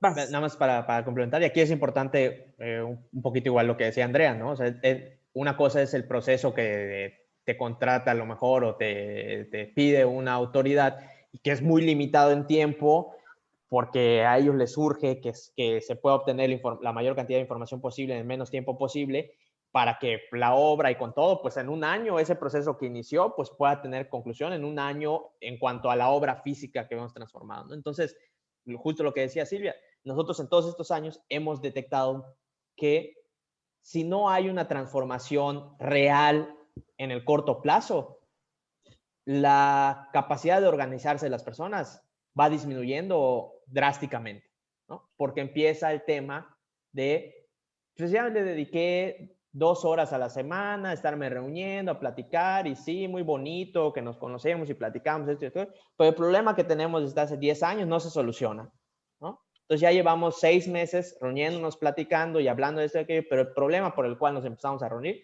no se ha solucionado, ¿no? Entonces, nosotros siempre hemos buscado después ya de varios años, cómo sí darle solución en el corto plazo a algunos de esos problemas que se detectan o por los cuales la comunidad nos invita a participar en el caso del Festival de la Calle, ¿no? Y en estos procesos ya hacemos historias de la comunidad, cosas positivas de la comunidad, cosas negativas, o sea, un proceso un poquito más profundo que nos permite identificar potencialidades que puede tener la misma comunidad para autogestionar las cosas que tienen, ¿no? Y los problemas que tienen o las necesidades que ahí se manifiestan, y también para, pues, en un ejercicio de gobernanza, con las autoridades empezar a avanzar en cosas que, pues, no necesariamente está en la cancha de la comunidad poder resolver, ¿no? Sino a lo mejor le competen ya a alguna autoridad de cierto nivel. Entonces, bueno, es un proceso de varios pasos, como dijo Goro, que incluye incluso una rendición de cuentas hacia el final, ¿no? Siguiente, Goro, muy rápidamente, porque tenemos que cerrar. En algunas de las fotos de las actividades que hemos hecho de Festival de la Calle son, como decía un poco también Andrea, más con este tema lúdico para que la gente se acerque y podamos abrir una conversación con las personas, ¿no? Siguiente. Siguiente, hacemos reuniones con actores clave también, no solamente con la población en general, sino si, por ejemplo, hay ejidatarios, si hay, por ejemplo, artesanas, si hay, por ejemplo, personas que tienen una cooperativa, etcétera, trabajamos con ellos y con ellas. Siguiente. Por ejemplo, aquí nada más voy a, porque o sea, el de la foto de la derecha, la más grande que ustedes ven, están ahí las señoras, señores, fue en Sitia. Ahí, por ejemplo, hay grupo de ejidatarios de la tierra, está el comisario municipal, están los artesanos de piedra, los artesanos de madera, el grupo de participación ciudadana del municipio, el grupo de mujeres de, no me acuerdo, igual de algo del municipio, el grupo de no sé cuánto. Entonces, desde hace muchos años tienen ciertas problemáticas ahí y tuvimos esa reunión como de catarsis porque, o sea, todos identificaban los mismos problemas, pero no se ponían de acuerdo para darles en conjunto una solución, ¿no? Entonces, pues ya esa reunión fue muy bonita porque de alguna manera se dijeron lo que se tenían que decir, ¿no? Y curaron esas heridas que tenían desde hace tiempo, y el acuerdo fue, pues hay que jalar parejo para sacar adelante lo que surja de este proceso, ¿no? Si no, de otra manera, como comunidad, no vamos a avanzar. Y bueno, hemos hecho colaboraciones con diferentes actores institucionales. Siguiente.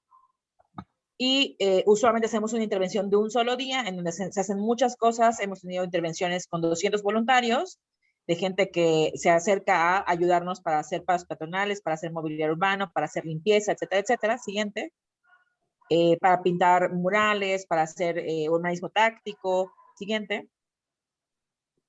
Y es muy importante decir que esto también es muy motivador para las comunidades, que ver que haya otra gente que viene a colaborar con ellos para mejorar su entorno, siempre los motiva un montón. Siguiente.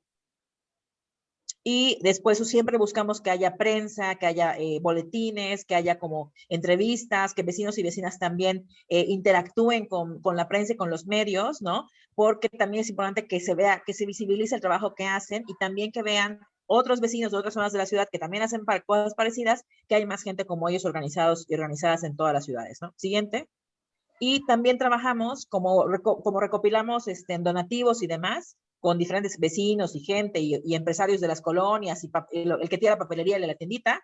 Siempre procuramos que haya una rendición de cuentas en donde procuramos que también los vecinos y vecinas vayan perdiendo como que el miedo a trabajar temas financieros, ¿no? Porque eso también siempre es un reto y siempre a veces es un obstáculo que tienen de inicio y procuramos siempre pues de generar las bases para que haya una transparencia en el uso de los recursos y una rendición de cuentas final para que todo el mundo vea pues en qué se gastó aquello que se donó, ¿no? Y creo que el siguiente es todo. Sí. Listo. Pasa a la siguiente. Las redes sociales. Muy y sí, o sea, en este caso del Festival de la Calle, ahí pues no trabajamos ni con el municipio, no trabajamos con autoridades, es como nosotros normalmente cada vez que un grupo de vecinas y vecinos pues nos invita porque tienen alguna situación en sus colonias o algo, pues desarrollamos un proceso que a veces concluye en un Festival de la Calle, a veces no, pero cuando concluye en un Festival de la Calle lo que pasa es que se organizan la kermés, las vecinas y vecinos empiezan a conseguir pues la donación de algún otro vecino, de algún empresario, ellos mismas empiezan a tocar puertas para recaudar los fondos que son necesarios para poder llevar a cabo esa transformación en su comunidad, ¿no? Y por eso se hace este proceso de rendición de cuentas, para que tanto las personas que nos donaron tengan claridad de en qué se gastaron esos recursos, como las mismas vecinas y vecinos tengan la claridad de que, bueno, si incluso sobró pintura o algo así, se le va a quedar a tal vecina, a tal vecino, para poderle dar mantenimiento o cuando se requiera a lo que se haya hecho. Gracias, Raiza. Muchas gracias, Adrián, Silvia, pues por este tan amplio panorama del trabajo tan valioso que han estado haciendo en estos años en Yucatán. Nos encanta conocerlo aquí. Y bueno, me quedo con varios temas que ustedes han mencionado. Por un lado, lo de las olas de la participación, como que creo que también ayuda mucho a comprender que todo que no son caminos lineales, son iterativos, a veces es avanzar y volver. También agradezco mucho que ambos han planteado también el tema de la disputa, del poder, del conflicto y del disenso, que muchas veces son como cosas que no se mencionan, y estos procesos pueden parecer como muy idealizados o como muy positivos, y que no tienen como esa otra contraparte o reto o dificultad. También me gustó mucho esta parte que mencionaron, como desglosando un ejemplo, ¿no? De cómo hicieron todo este tema con los parques y los vecinos, y la transformación real a corto plazo. También me parece muy valiosa aportación, porque justamente si no se puede caer como en esa desmotivación, si no ven como un cambio, si no ven esa visibilización o que su trabajo sea como valioso, lo público también de la prensa, creo que también esto ayuda muchísimo. Tenemos algunas preguntas del público que nos han estado escribiendo a través de esta transmisión que quedará después subida, para que lo consulten a futuro más personas, pero hay varias preguntas muy buenas. La primera que nos hacen tiene que ver con cuáles son las acciones que nunca deben hacer en un proceso participativo. Esto me parece una pregunta muy pertinente, porque sí debe haber como varias cosas que no se deben hacer. ¿Quién se animaría a responder?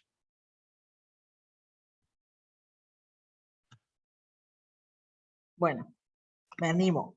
Bueno, creo que creo que evidentemente, pues hay muchas, ¿no? Yo me atrevería a decir de las que nosotros, digamos, todo el tiempo tenemos presentes, es a no levantar expectativas de cosas que no sabemos que van a pasar, ¿no? O sea, claramente cuando hacemos un ejercicio participativo, nosotros siempre trabajamos previamente, o sea, tenemos pues una formación también técnica, ¿no? Que nos permite establecer una serie de parámetros de qué cosas se van a hacer y qué cosas no se van a hacer. Y eso también lo hablamos siempre con nuestro socio, pues, o sea, si es el municipio, si es el estado, si es el gobierno federal, si es quien sea, hasta dónde, o sea, qué es lo que se quiere con ese proceso participativo, y también aclarándoles de que siempre cuando uno abre una puerta para conversar, pues se pueden conversar de muchas cosas, ¿no? Y que los ejercicios se acotan y se diseñan para que se converse de aquello que queremos resolver, pero que siempre se trabaja con una aspiración y unas expectativas con las que hay que tener cuidado, ¿no? Entonces, a veces pasa de que de repente hay gente que se lanza a hacer el proceso participativo sin tener claridad de finalmente qué es lo que sí se va a poder transformar, y las personas se quedan desanimadas cuando eso no sucede, ¿no? Cuando la transformación que desean no sucede. Esa es la primera cosa. Una segunda cosa, creo que importante, es que es muy común que los procesos participativos la gente los vea a veces con desconfianza y los relacione con partidos políticos, por ejemplo, ¿no? Entonces, también es importante como ahí tener cuidado, no de decir alguna cosa, pues, no es que digamos alguna cosa complicada, sino más bien de no engancharnos con los asuntos de partidos políticos que de repente hay con los vecinos, ¿no? O sea, de repente hay vecinos y vecinas muy identificados con algún color, y por esto otros vecinos u otras vecinas no quieren esas actividades participativas. Nosotros siempre procuramos que los espacios participativos sean como lo más incluyentes posibles y que vaya toda la gente, ¿no? Y evitamos que hayan suspicacias, por ejemplo, con algo tan sencillo como un perifoneo, ¿no? O sea, en vez de que la actividad sea convocada de una manera que no necesariamente sea tan transparente de cómo sucedió, hacemos perifoneo para no poner en duda de que todas las personas están invitadas. O sea, si llega la señora que se identifica con un color y la señora que se identifica con otro color, no hay todos porque todos escucharon que pasó el perifoneo y que todos estuvieron invitados a la reunión, ¿no? O sea, creo que también eso es importante. Y otra cosa creo que es muy importante es que los procesos tienen que comenzar y tienen que cerrarse, ¿no? O sea, no podemos hacer un proceso de ir, hacer alguna cosa y dejarlo suelto, sino que, o sea, tenemos que siempre decirle a la gente, bueno, esta es la última reunión, o el objetivo ya se cumplió, fue este, o la acción que sigue es esta, ¿no? Y nosotros ya nos vamos a retirar, pero ustedes podrían seguir haciendo esto si ustedes quieren, ya hicimos un plan de trabajo, ya hicimos un esto. O sea, creo que también hay que evitar ir trabajar, nada más como a veces sacar información y retirarnos, ¿no? O sea, eso no es, creo que no es deseable, ni mucho menos, porque tenemos que pensar que las personas no son fuentes de información así nada más, o sea, claramente, pero también es importante que pensemos que más adelante, después de nosotros, va a venir alguien más a lo mejor a querer hacer algo y nosotros ya desanimamos a esta gente a participar, ¿no? Porque no se cerró el proceso bien, porque no se aclaró bien el tema de las expectativas o porque se volvió un asunto muy complejo de colores partidistas en donde acabaron todos muy golpeados y entonces no van a querer volver a participar nunca en un proceso como este, ¿no? Entonces creo que esas son tres cosas que yo diría como cruciales que no hay que hacer por el momento, pues. Muchas gracias, Silvia. No sé si Andrea, Adrián, quisieran sumar algo a partir de su experiencia. Adelante. Bueno, yo estoy de acuerdo con lo que dice Silvia. Yo agregaría el tema de los prejuicios, como que hay que dejar los prejuicios fuera de estos procesos. A veces es difícil, pero me parece que eso también es importante, como ir con la apertura a aprender de este nuevo proceso, porque hay veces que uno tiene como una idea preconcebida de lo que va a ocurrir en las comunidades o cómo son esas comunidades, o cómo son no solamente las comunidades, sino los otros actores también presentes, implicados. Entonces, si uno ya va con esa disposición, lo más probable es que pues justo no se dé esa conexión, no se dé esa oportunidad de poder construir, porque no se construye con confianza. Sí, eso. Gracias. Muchas gracias, Andrea. Esto justamente me recordaba a esto que mencionaste, Silvia, sobre que a veces las autoridades tienen miedo como de estos procesos. Y bueno, yo diría que no solo las autoridades, ¿no? Como en general a veces esto que mencionaba también Adrián sobre la incertidumbre es algo que no llevamos bien como seres humanos y a veces el querer como controlar un proceso participativo es como completamente contradictorio, ¿no? Para ello, y realmente es como una apuesta de exacto, dejar los prejuicios, de verdaderamente escuchar. Otra cosa que a mí me queda siempre en duda, y me siento muy suertuda de estar aquí en primera fila para hacer la pregunta, es ¿qué pasa también después de estas investigaciones, de estos diagnósticos? Porque se construyen relaciones humanas, afectivas, de confianza en ambos lados, como ¿qué pasa después? Fuimos amigos por un año y se acabó, o qué pasa, ¿no? Porque realmente sí que hay afectaciones también como a nivel de la conciencia social, de la participación. Entonces, bueno, esta es la pregunta que yo tengo y hay más del público.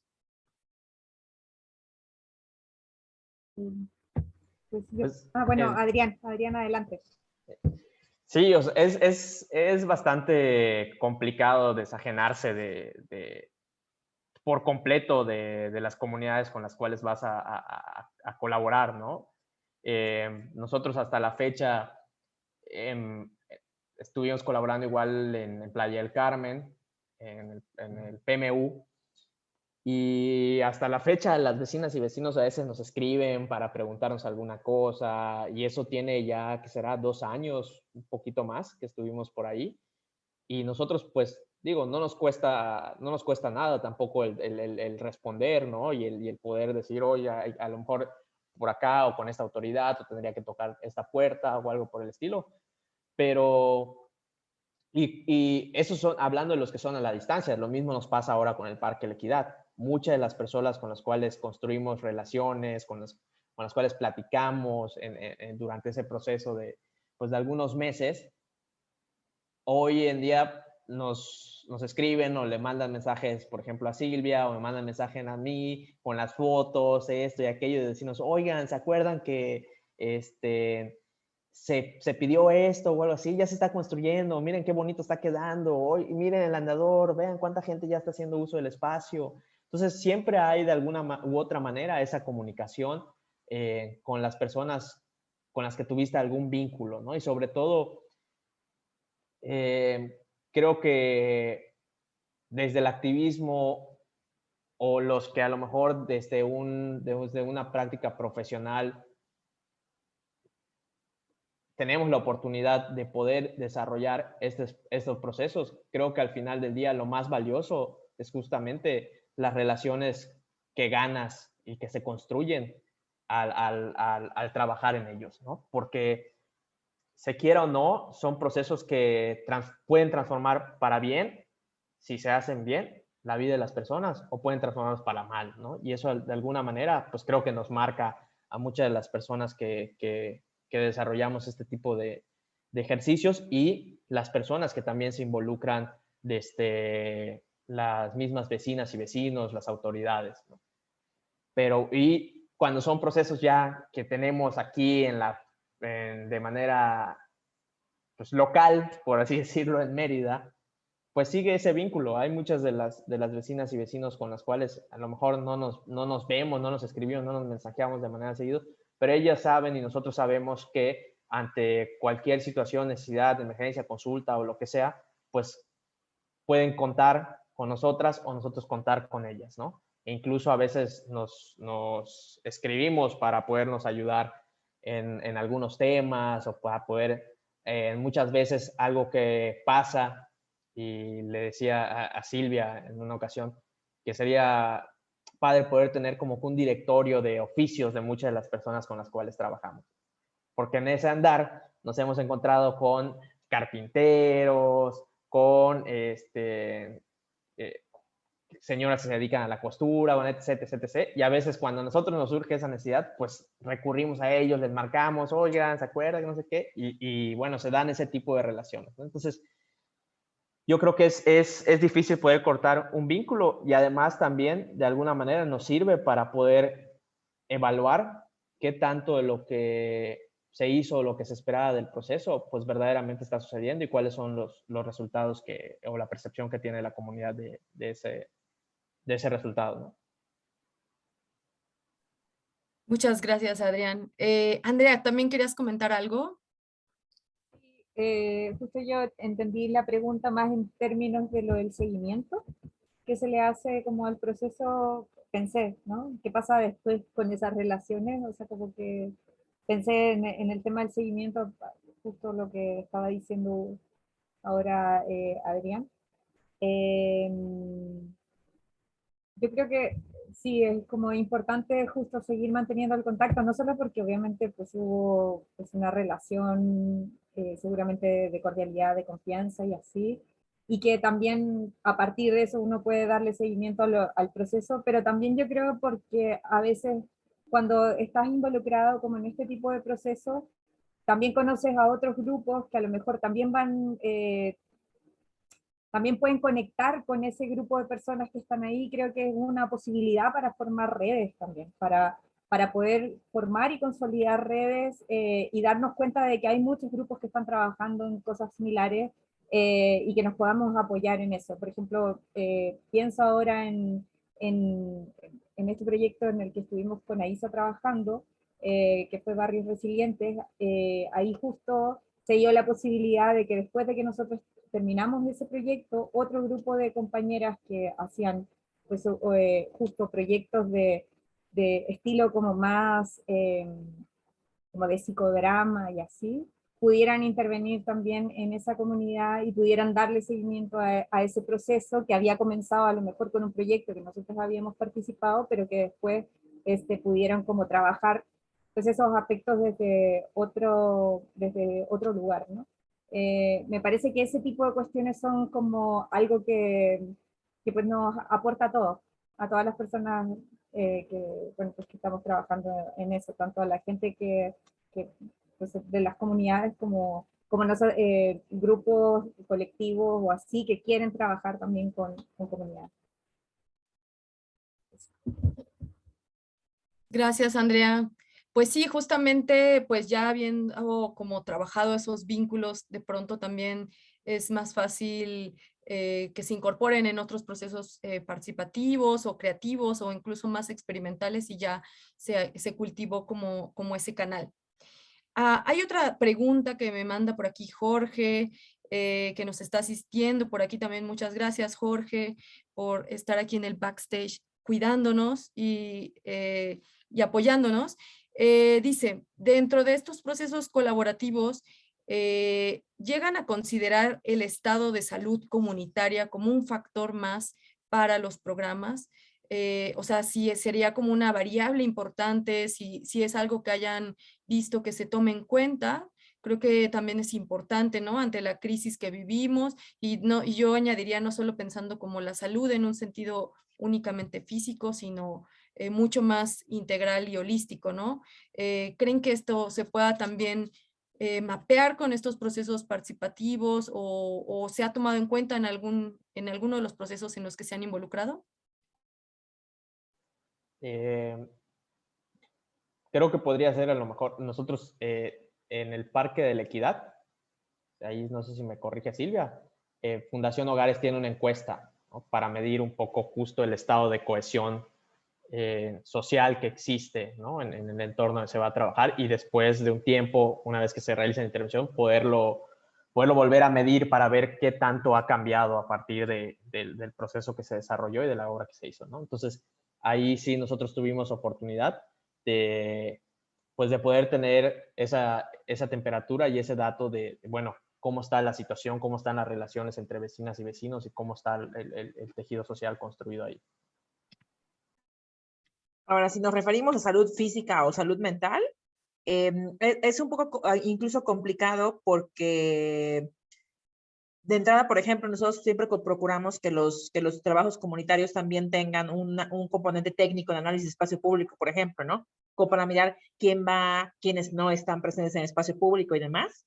Pero tenemos, creo que también un ejemplo, Goro, de cuando hicimos un proyecto en un parque en Mérida, donde había una confrontación en el parque había un campo de béisbol y ese campo de béisbol había un tema ahí como muy violento de administración, pero independientemente de la cosa violenta administrativa que tenía que ver pues con puros equipos también de hombres y una serie de cosas, había un tema de que alrededor del parque y cerca en esa zona, pues en su alrededor, habían varios niños que tenían autismo.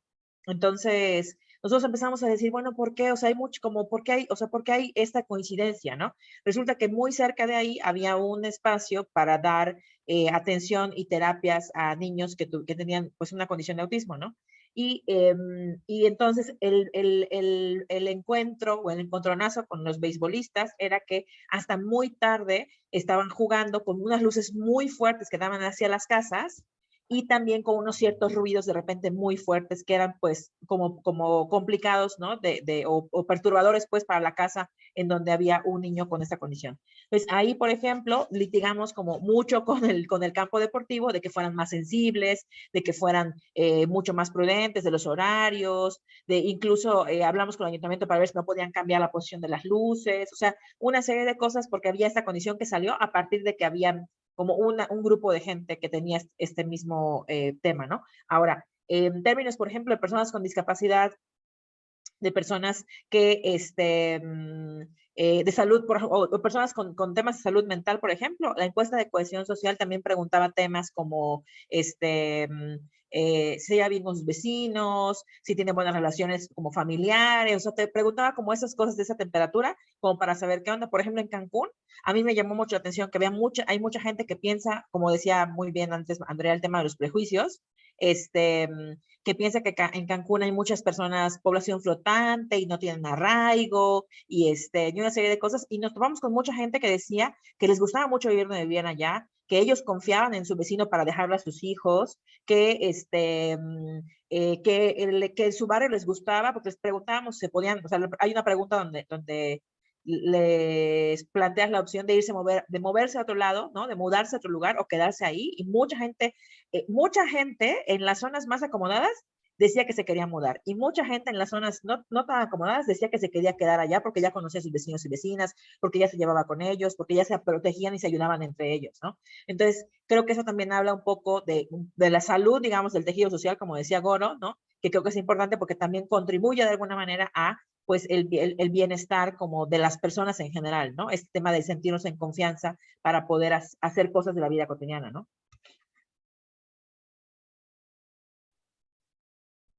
Gracias, Silvia. Adelante, Andrea. Sí. Bueno, yo entendí también la pregunta hacia el tema de como la salud de las relaciones dentro de un grupo, ¿no? Y pienso como que a veces puede ser que sea como difícil quizás intervenir en un espacio en donde a lo mejor hay relaciones conflictuadas, pero bueno, también lo cierto es que eh, en muchos lugares pasa eso, o sea, no es que siempre toda la gente esté de acuerdo con todo y así. Creo que ahí hay que utilizar como estrategias específicas para poder trabajar como ese manejo de conflictos. De ahí como la importancia o sea, como que sí hay que reparar hay que restaurar esas relaciones, porque si no se restauran es difícil como poder hacer ese proceso participativo.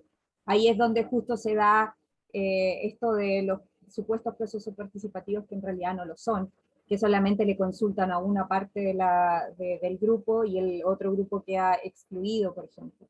Entonces, cómo llegar y trabajar en ese espacio pues, requiere de tiempo para poder restaurar eso y también de disposición de las personas, porque tampoco se les puede imponer que pues hay que mejorar las relaciones, ¿no? O sea, creo que ahí es donde se da mucho el tema como de buscar esa conexión, o sea, buscar como ese propósito en común, qué es lo que los desafía en conjunto para poder como reparar eso.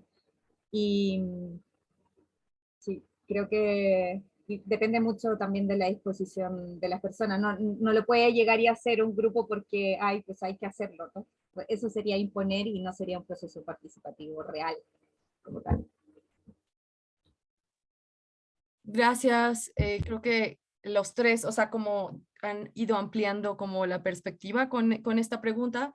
Y bueno, para ir cerrando y no extendernos mucho más, porque ya vamos un poco pasados de tiempo, sería importante, bueno, quisiera saber qué retos visualizan en este tipo de procesos para el futuro.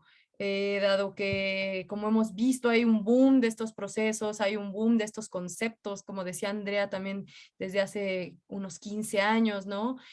Más o menos. También estas prácticas han permeado mucho, por ejemplo, en el campo artístico. Yo que también trabajo temas artísticos, se han visto también muy influenciadas las prácticas artísticas de todas estas técnicas y reflexiones y experiencias. Entonces, ¿qué es lo que visualizan para, sí, como los mayores retos, ¿no? hacia el futuro en este tema de los procesos participativos? Bueno, pues voy. Pues yo creo que yo pensaría dos temas, un tema más como estructural, que es que esos procesos participativos permitan abrir más espacios de mayor profundidad de participación en las instituciones, ¿no? O sea, es un reto, o sea, que no se queden ahí nada más en el tema de, consultó a la gente y ya está, ¿no? Y salieron fotos padrísimas, pero pues no sucedió nada más. Creo que empujar esos proyectos y que cada vez haya más, permite que las personas también estén más familiarizadas con ellos y que los empiecen a exigir, ¿no? Y que también las autoridades de todos los niveles encuentren que se pueden hacer esos procesos participativos dentro de los tiempos que a lo mejor se requieren a veces los proyectos urbanos, por poner el ejemplo de nosotros que trabajamos proyectos urbanos, para poder hacer mejores proyectos, ¿no? Ese es un primer reto, o sea, como abrir espacios institucionales que hayan procesos participativos más profundos, ¿no? Y más complejos incluso. Y creo que un segundo reto operativo que tenemos, y eso creo que es importante decirlo y reconocerlo, es que esos procesos cuestan dinero, ¿no? Y que muchas veces las personas se les hace fácil decir, pues solo hacen juntitas con vecinos, ¿no? Eso no cuesta. Y no, eso sí cuesta, ¿no? Nuestro trabajo profesional cuesta, la organización de esto cuesta, hay muchas cosas en este trabajo que no son, que no son controlables, el clima, o sea, podemos organizar una reunión y todo está convocado y ya gastamos en X materiales, en perifoneo y demás, cae la lluvia y se cancela la reunión, ¿no? Y entonces tenemos que volver a convocar una segunda reunión.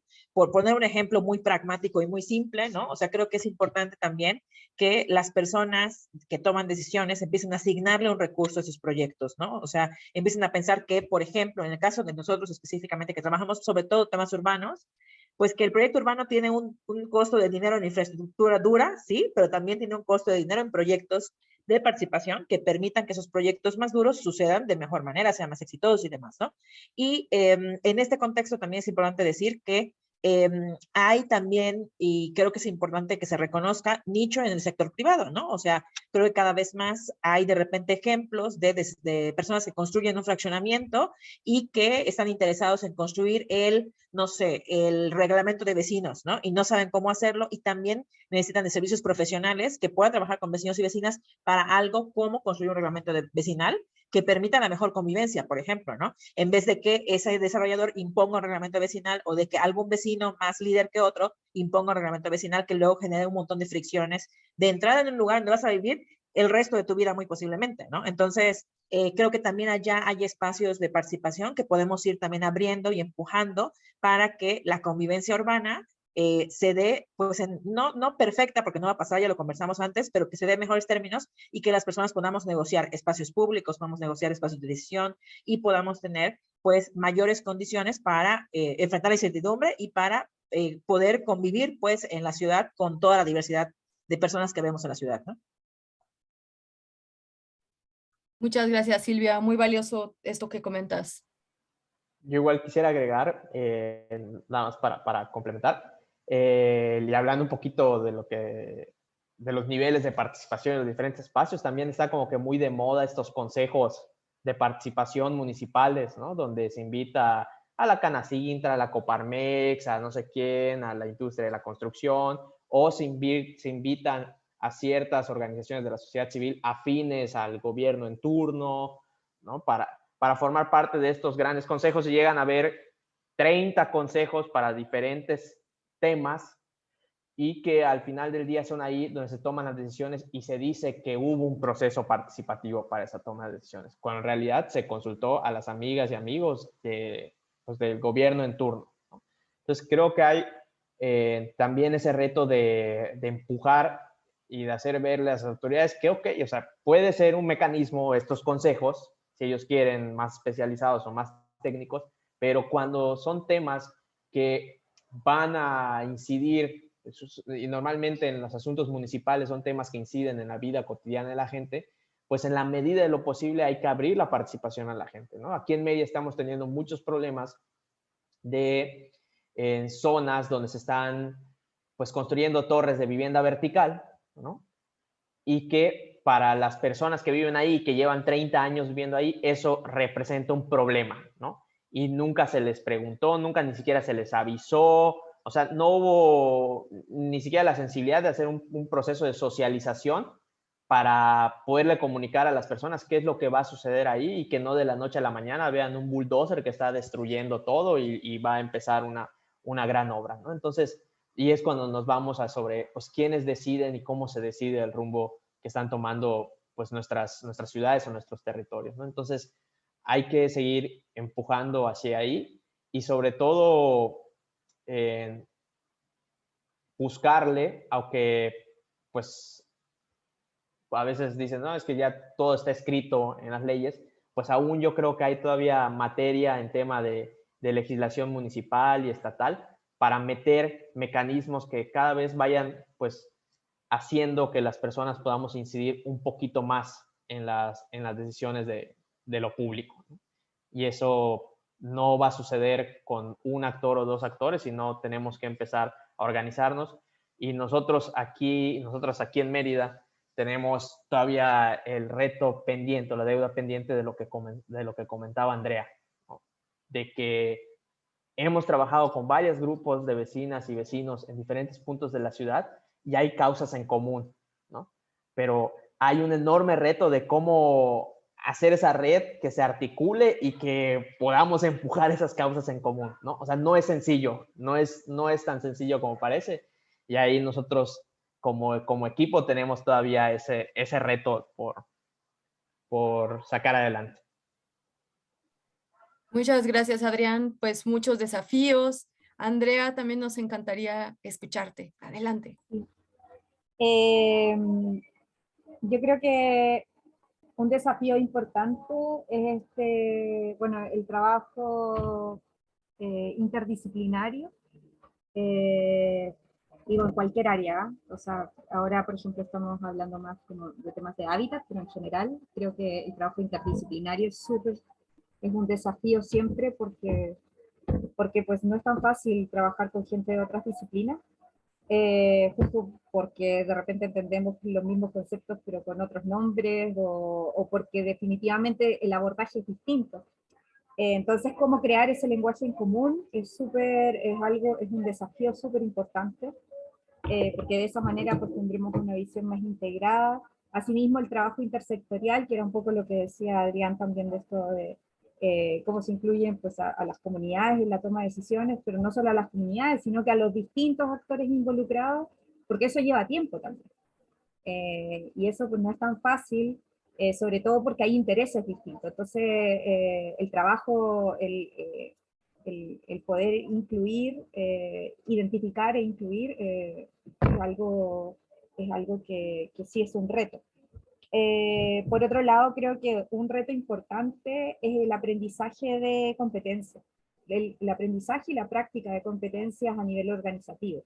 Me parece que eso no solamente para las personas que a lo mejor están en una comunidad, que a lo mejor quieren organizarse, sino también incluso entre nosotros los mismos profesionales que trabajamos estos temas.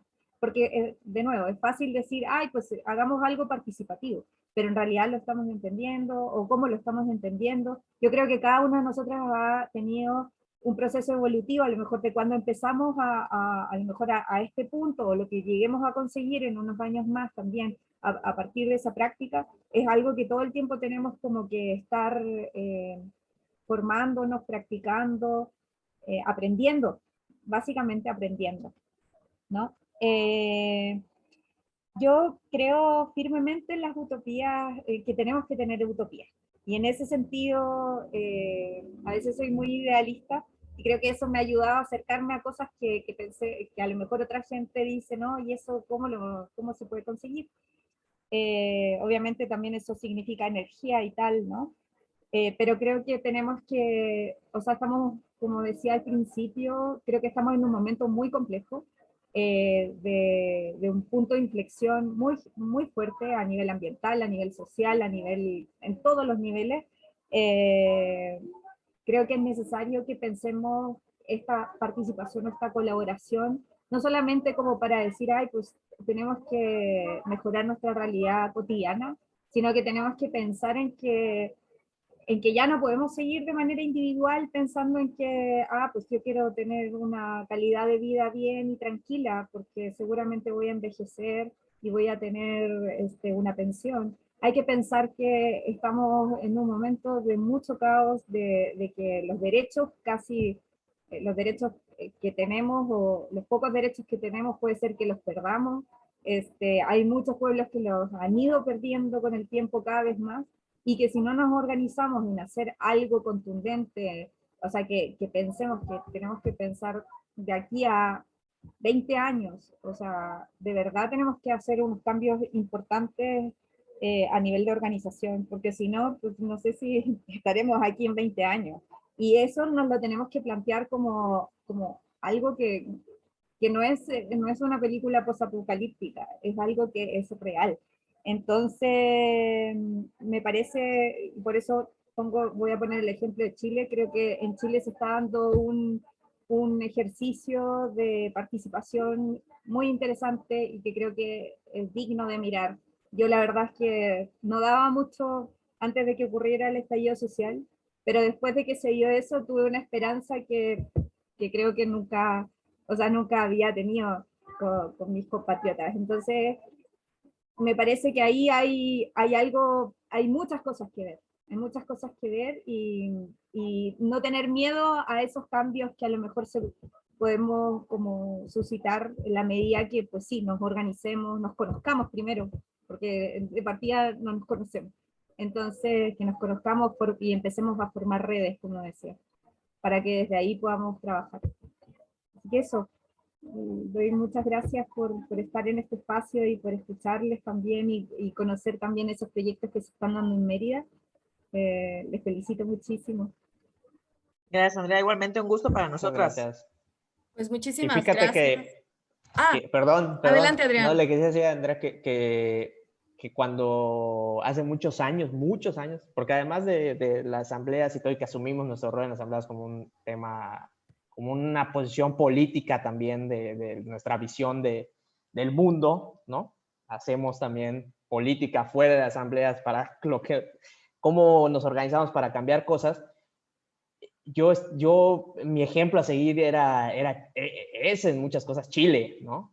O sea, yo veía lo de los pingüinos, o sea, y muchos procesos sociales que se estaban desenvolviendo ahí, y ahí conocí una organización que ya se me fue el nombre, que trabaja justo mucho el tema de organización comunitaria para la transformación del territorio, ¿no? Y ahí fue como que yo dije, esto está padrísimo y es algo que podría funcionar para que nos empecemos a conocer, nos empecemos a escuchar y empecemos de alguna manera a caminar juntos en mejorar las condiciones de vida para todas y todos, ¿no? O sea, como tú bien dices, o sea, lo que es común. Entonces, así que es un gusto haber compartido contigo y con Aiza este panel. Pues muchísimas gracias.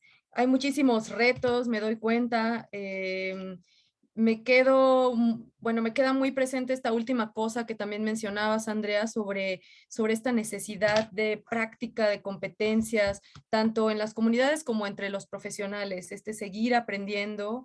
Y en este sentido también, pues quisiera cerrar con una frase de Paulo Freire, que dice, ¿no? La educación, y podemos pensar todos estos procesos participativos también como procesos pedagógicos, creo que eso también por allí lo decían las asambleas ciudadanas en Facebook que estuve leyendo, y bueno, pues la frase más famosa de Freire, ¿no? La educación no cambia el mundo, cambia las personas que van a cambiar al mundo.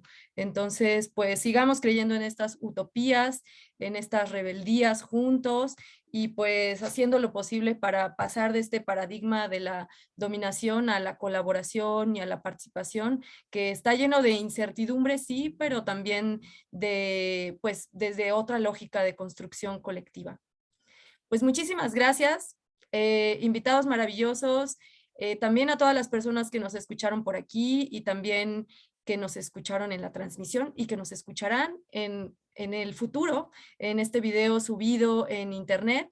Me voy muy contenta y pues agradecida también, y pues seguimos en un mes con nuevos invitados, estaremos hablando de más temas, así que pues cerramos aquí. Muchas gracias. Muchas gracias. Bye, gracias. Bye. Gracias, nos vemos. Perfecto.